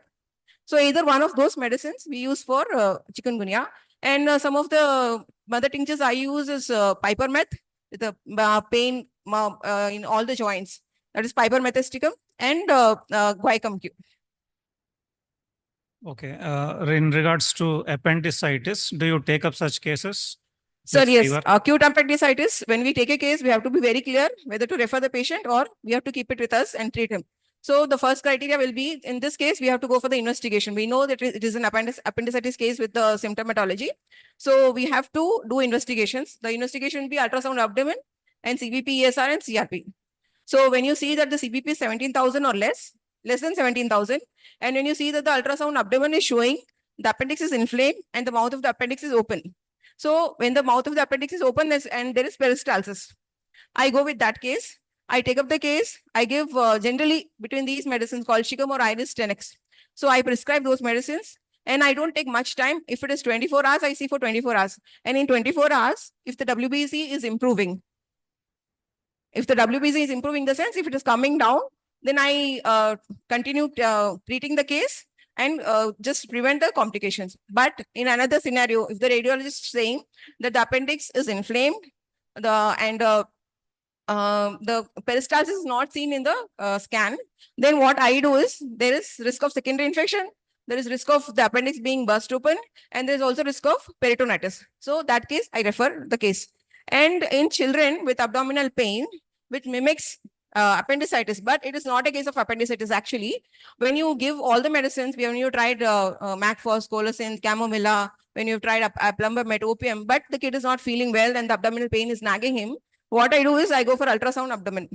So when I go for ultrasound abdomen, I see mesenteric lymphadenopathy.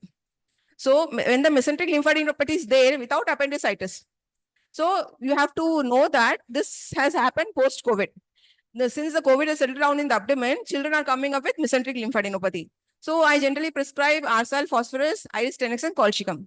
And the same mesenteric lymphadenopathy, the same in adults, the COVID has settled down in lungs. But in children, it has settled down in the abdomen.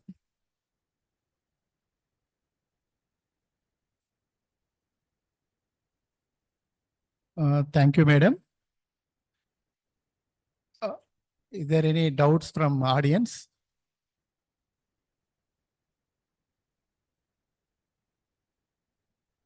Were you taking up appendicitis cases in the beginning of your practice? Yes, sir. In the beginning of your practice, were you taking up appendicitis cases? Yes, sir. I have been trained to deal with all type of cases.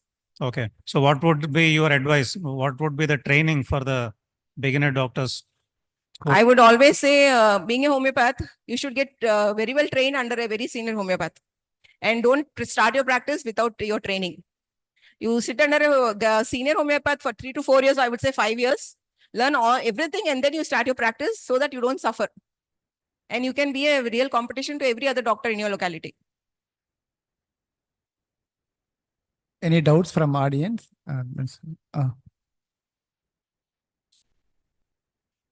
Please come.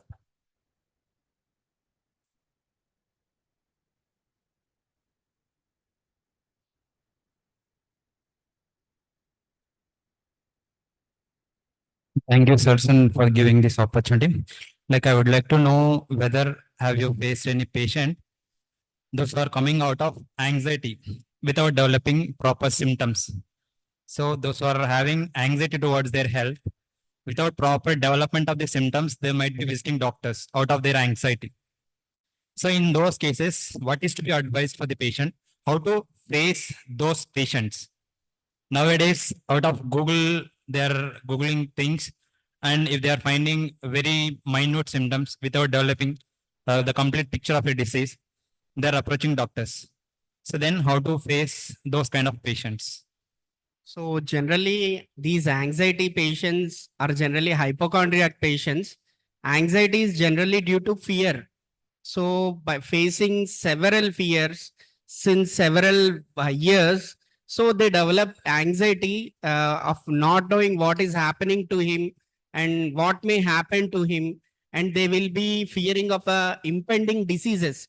So we have to reassure the patient, I'm there for you.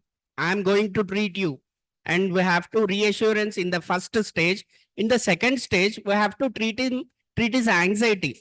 there are many anxiety remedies in homeopathy based upon his susceptibility, based upon his sensitivity, based upon his disposition. We have to elucidate how the fear has started in him, why he is fearing so much, what he is expecting in his life, and what he is not getting in his life. This is very important in these cases.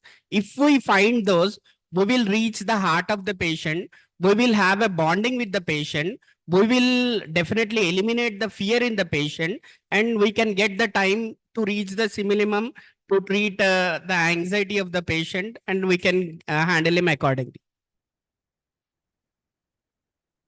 For your question, anxiety of health or anxiety of what? Right.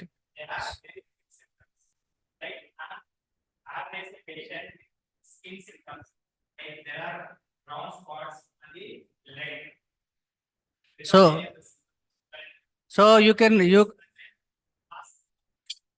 okay, so you can consider as anxiety of health and anxiety of fear of disease. If you go into repertory, fear of disease and anxiety of health or anxiety of disease, arsenic will be there, and caladium also there, lycopodium also there. So you can compare the total symptoms of that patient with the constitutional symptoms. You take all the things.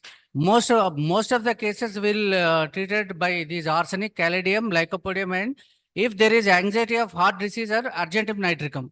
So like that you differentiate whether he is having insecurity of health or insecurity of disease or insecurity of money.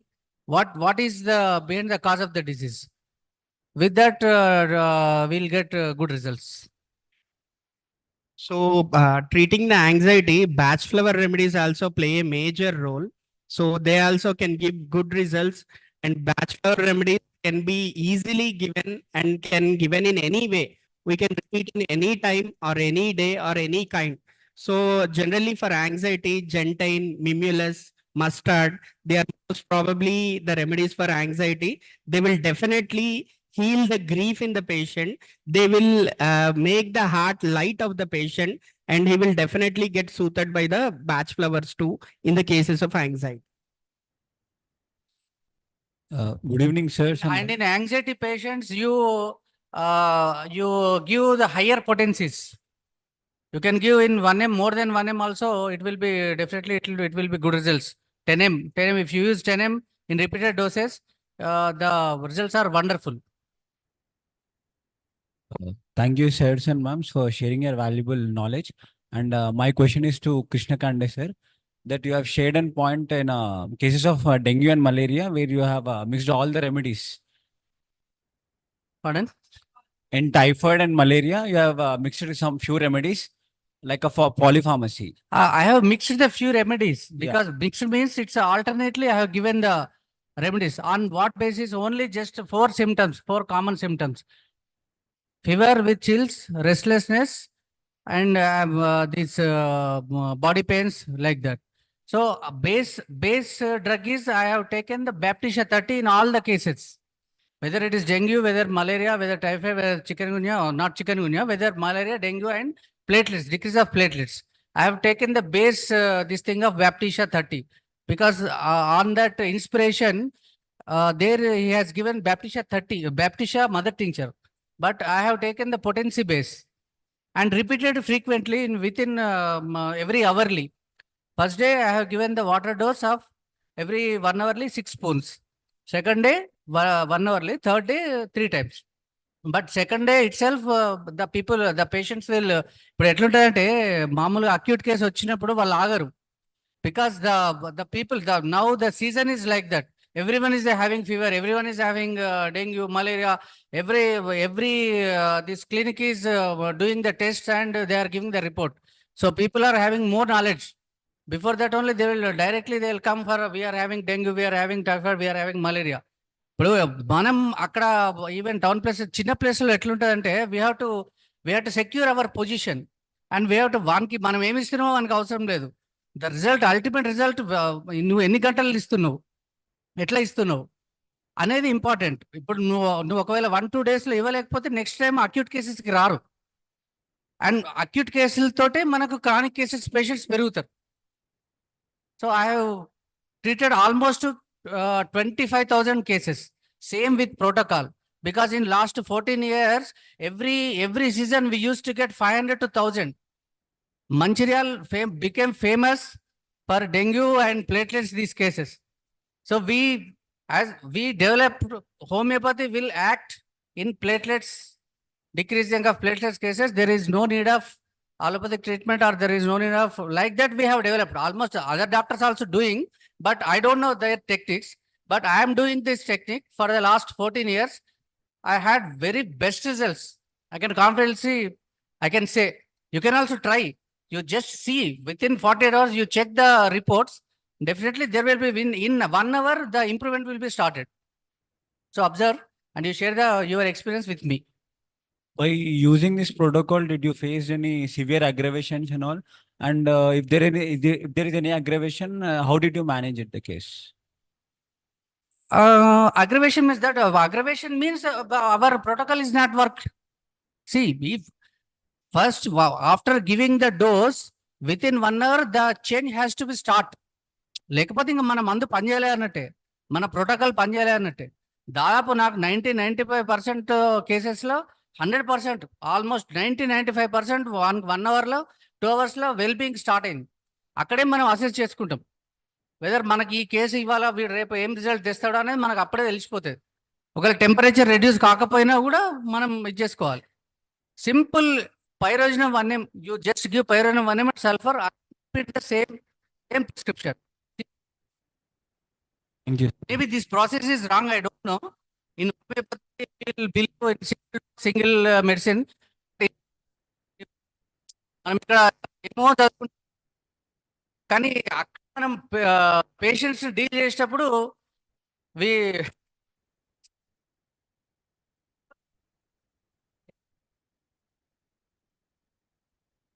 allopathic turning like that patients. మనం అల్టిమేట్గా పేషెంట్కు relief ఇవ్వాలా అని నా అనిపిస్తుంది. Thank you, sir.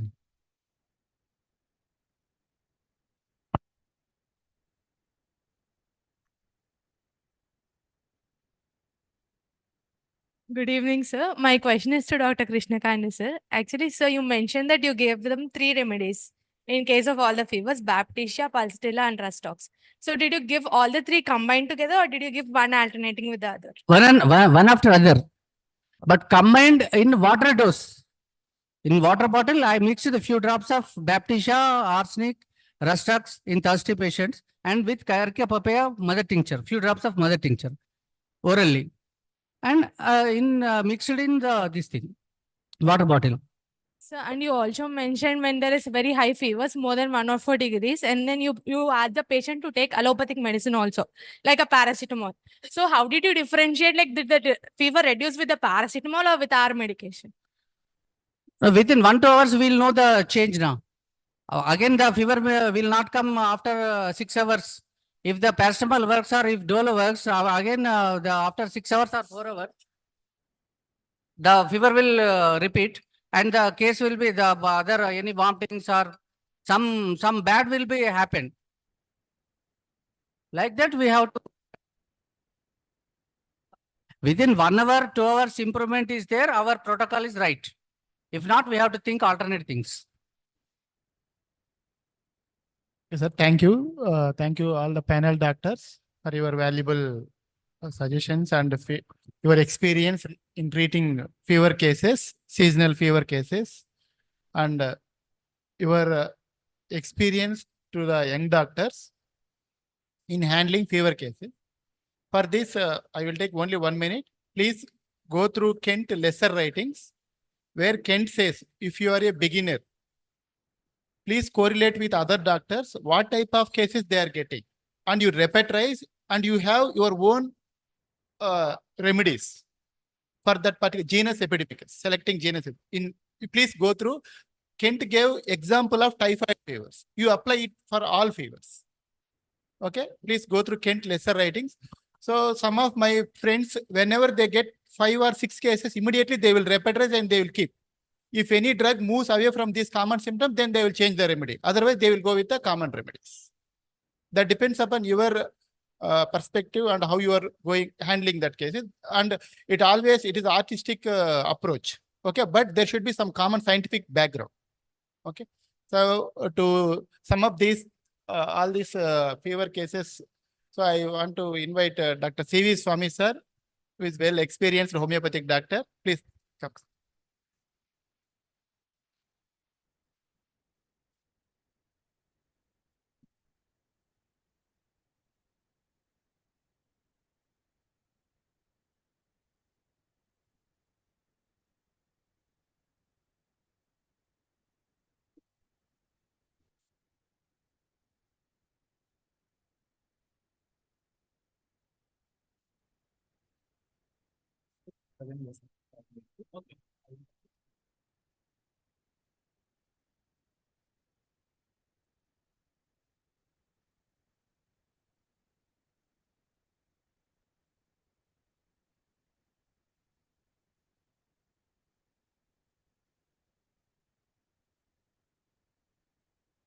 So I have plotted some few objectives treating the fever cases, and I have presented these above objectives. Whenever you treat a fever, whenever a fever case comes to you, we can follow these points, these checkpoints, these objectives. So first thing, heat distribution. So where the heat is much, where the heat is low, where the body is cold, where the part is clammy or perspiring. By this, we can give many remedies. So heat distribution. So next. So in the case of heat distribution, we have to touch the patient first when the fever case comes. So when the fever case comes, we have to touch the forehead, touch the cheeks, touch the both hands, touch the limbs. If the patient is a kid, we can touch his stomach. We have to touch his back. So based upon this heat distribution, we can have many number of remedies. If in the case of aconite, hot hands, hot head, cold feet, no perspiration, this will be aconite. So head hot with rest of the body cold, arnica, belladonna, opium. So internally the patients feel heat, but when we catch the patient, there will be no heat. It will be pulsatilla. So face is cold with warm extremities, paleness around the mouth and lips. This is Sina. Sina is generally warm fevers. Warm fevers will have these kind of symptoms. Only cold extremities, heat in face and stomach, acid mur can be given. Cold hands and feet, heat of the single part, like only one hand heat, one leg heat, one part of the one cheek heat with offensive sweat and profuse sweat, we can go for Merck. Next. So based on the restlessness, we can give many remedies. Restlessness, tossing, stuporous and delirious conditions. Patients goes into unconscious, drowsy, dull. We can give arnica, baptisha, acid fos. When we observe acid fos, there is a prostration of mind. He cannot answer. You do many questions. He will not at all answer, only give one word answer. This is the prostration of mind. We can give this exhausting remedies, or any acid can be given in that state. And next, restlessness with delirious conditions. Patients talk to himself, talks other things. If you ask one question, patient will give another answer. That is also a delirious condition. Patient talk to himself. He's so drowsy, he will sleep in the cabin also. That will be baptisha. Several mental and physical restlessness, rest aggravation, that can be rustox. And the next point is sore bruisedness, bruised pains, indicated can be in typhoid, malaria, intermittent fevers, arnica can be given, and severe anxiety, restlessness, perspiration, arsenic can be given. Next. So based upon the coating of the tongue, if the coating is there, give the remedy, consider the coating. If there is no coating, don't go for it. So most of the gastric fevers will have the coating. If you find coating on the tongue, definitely it can be a gastric fever. We can give abdominal remedies or stomach remedies and we can treat him good. So while white coating on the posterior part of the tongue is Naxvamica, and blackness, darkness, furry texture of the mouth will be Baptisia. Next. And we generally don't find a streak in the middle of the tongue. If we find a streak in the middle of the tongue, a streak that is separating the two hemispheres of the tongue, then you can give arnica and baptisia. And especially red streak in the middle of the tongue, it can be belladonna. Thick white coated tongue in the anterior part can be antimcrude. Antimcrude is one of the best remedy for the gastric fevers. Gastric fever is mostly seen in kids. So coating tongue with red edges with chest symptoms, antimtard will be there. And coating on edges, redness in the middle, causticum. And when you say the patient to open the tongue shivers, quivers, twitches, then the remedy would be gels, agar and camphor. Swelling of the tongue will be filled in the mouth. It is inflammation of the mouth, salivary glands, or inflammation of the tonsils will be there. That can be apis. Strawberry red tongue. So there will be red tongue with black dots on the tongue. That is tubercular miasm. Tuberculinum can be given. And tremors when only protrudes. When you say the patient to open and protrude your tongue, it then shivers. That will be crotalus. Thick yellow coated tongue with red edges will be chelidonium. Mapped tongue, imprints on tongue, ringworms on tongue during the fever can be natrum, ars, lac, acid, taraxum. Dense coated thick tongue with continued fevers. Where there is a continuity, there is a bryonia. Where there is a continuous symptoms, either it may be headache, fever, stomach pain, appendicitis. Continuity is bryonia. Next. So if the patient present chills and rigors, if the chills is there, then only consider. If there is no chills, don't consider. Intermittent chills, hot head, rest of the body cold, arnica. High fever, afternoon aggravation, chills on the spine and back, gelsemium can be given. Fever with chills, bruised sensation. And here there is a characteristic PQRS symptom in China is whenever the patient feels thirsty, he will have chills. So whenever the patient is going to take a sip, definitely he feels chills. That will be China.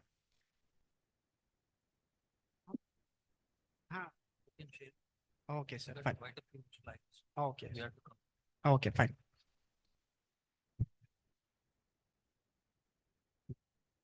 So these are the main concepts of fever. So restlessness, coating of the tongue, chills, febrile seizure, taste of the tongue, any septicemia. If the CRP is positive, we can give bryonia, baptisia, pyrogenum. They will work. Pains during the fever can be considered. Aphthous ulcers during the fever should be considered. Anxiety during fever should be considered. Continuous fevers or intermittent fevers. These also be considered, can be given. And post pyroexal weakness. After the fever, the patient develops weakness. We can go through that also. And perspiration during the fever also considered. And concomitant symptoms during fever, like cough, cold fever, diarrhea after fever, chest complaints after fever, jaundice during fever, and fever due to UTI, appendicitis, fever due to appendicitis, and the patient, if have drowsy states during a fever, we should also consider the fever states. And go to the last slide. So the final slide, the final conclusion of the slide. Alarming. So alarming signs of fever is very important. Cold perspiration, cold skin, tachycardia indicate the patient is going into shock. So we have to definitely treat very carefully, and we have to note the patient and advise him accordingly. Glassy eyes, watery filmy eyes appearing on eyelids or eyes indicates internal severe infection. If you find this, it is definitely going to syphilitic. We have to be very aware and we have to be very sensitive towards these kind of condition. Multiple seizures and shorter intervals is a syphilitic sign. Stiffness of the neck, patient becomes like a bow. Head will be pulled backwards, indicate meningitis. Delirious condition is a syphilitic symptom where the patient goes into stuporous conditions, talks irrelevant, kids talking like drunkards. It indicates disturbance in the homeostasis of the brain when everything is going out of control. These are the alarming signs. Just please get note of the symptoms. When you find these kind of symptoms, be careful and treat accordingly. Thank you.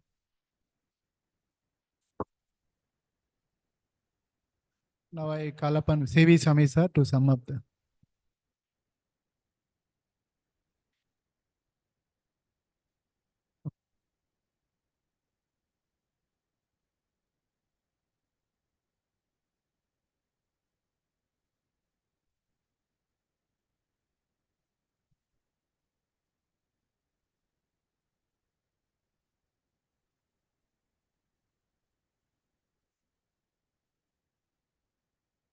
Good evening, friends.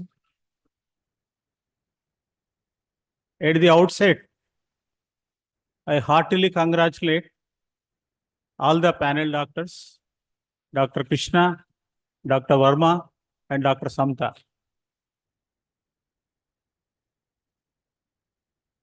Even before that, I congratulate our organizers for selecting this particular topic. Because of its context now, at least in Hyderabad and Telangana, all our hospitals, both private and government, are flooded with fevers. And our infrastructure and suprastructure is unable to cope up with cases. And doctors also are finding very difficult to deal with drug-resistant cases like malaria, even typhoid. Sometimes we are finding mixed cases of typhoid, malaria. It gives an opportunity for homeopaths to take this challenge and to deal with such cases whenever we have the opportunity. This gives very good perspective to our doctors. All the three doctors, panel doctors, gave very good perspective of their own out of their experience, long experience. Dr. Krishna gave one perspective of selecting medicines in a situation where we have to see hundreds of cases in a day. In remote areas where you have meager facilities and number of cases in your hand, and we will be in tense position that we should not fail in any case, either to diagnose or to treat or to prevent complications, and to timely refer cases to higher centers. If we are succeeding in 99 cases and fail in one case, we will be blamed like anything by surrounding doctors. So he gave a very practical protocols in cases of malaria, typhoid, dengue, chikungunya, and where the situation forces, we need not be very strict within our principles or lines in crossing them, and to give the relief and utmost relief to the patient first. Because situation forces us to do such things, nothing to worry. So that led even to allopathy doctors to refer cases to him in treating. That brings name and fame to the system and the doctor. I congratulate him.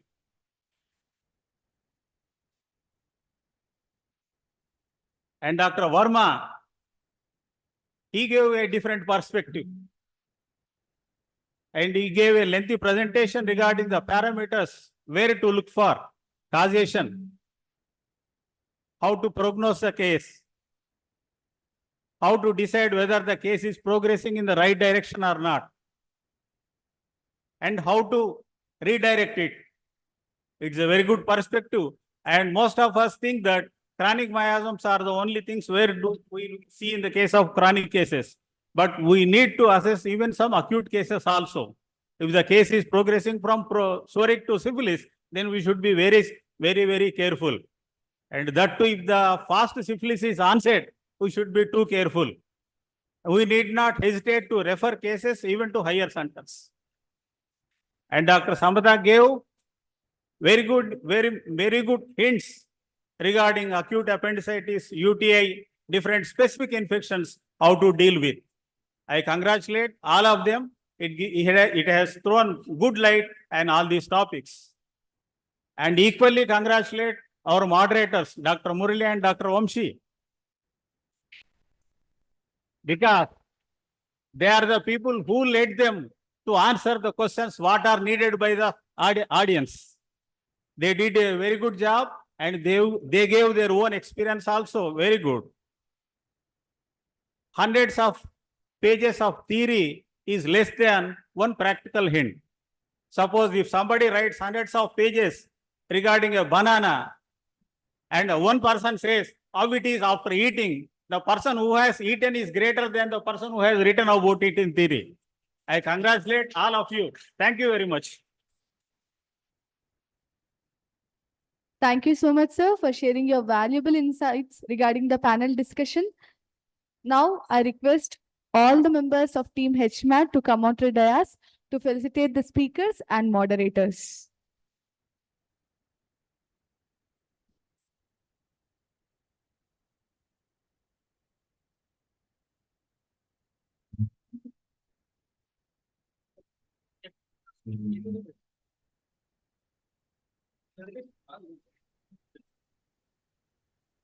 I request all the team members of HMAT to felicitate the panel members and the panel moderators.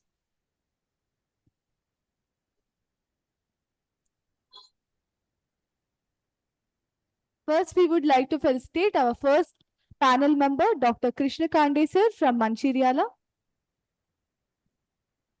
Thank you, sir, for sharing your valuable insights and valuable information regarding the topic.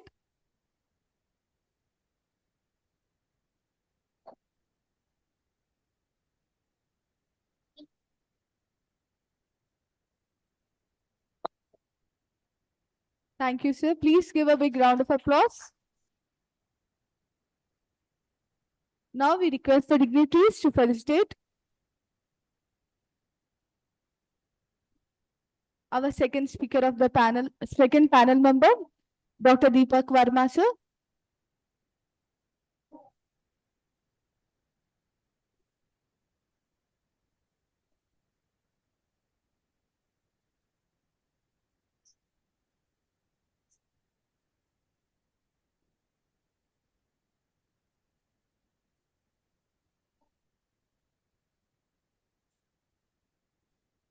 Now I request the dignitaries to felicitate our third panel member, Dr. Samta Gandhi, ma'am.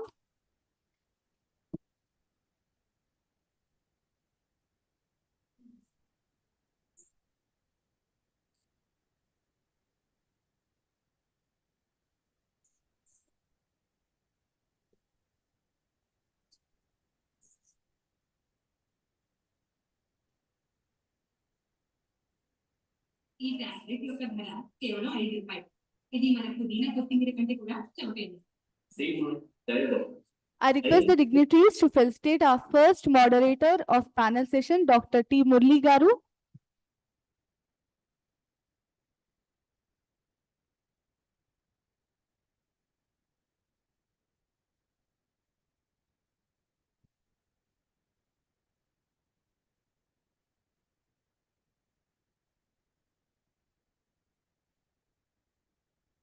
Now I request the dignitaries to felicitate the second member, second moderator of the panel session, Dr. RVK Mohan Garu.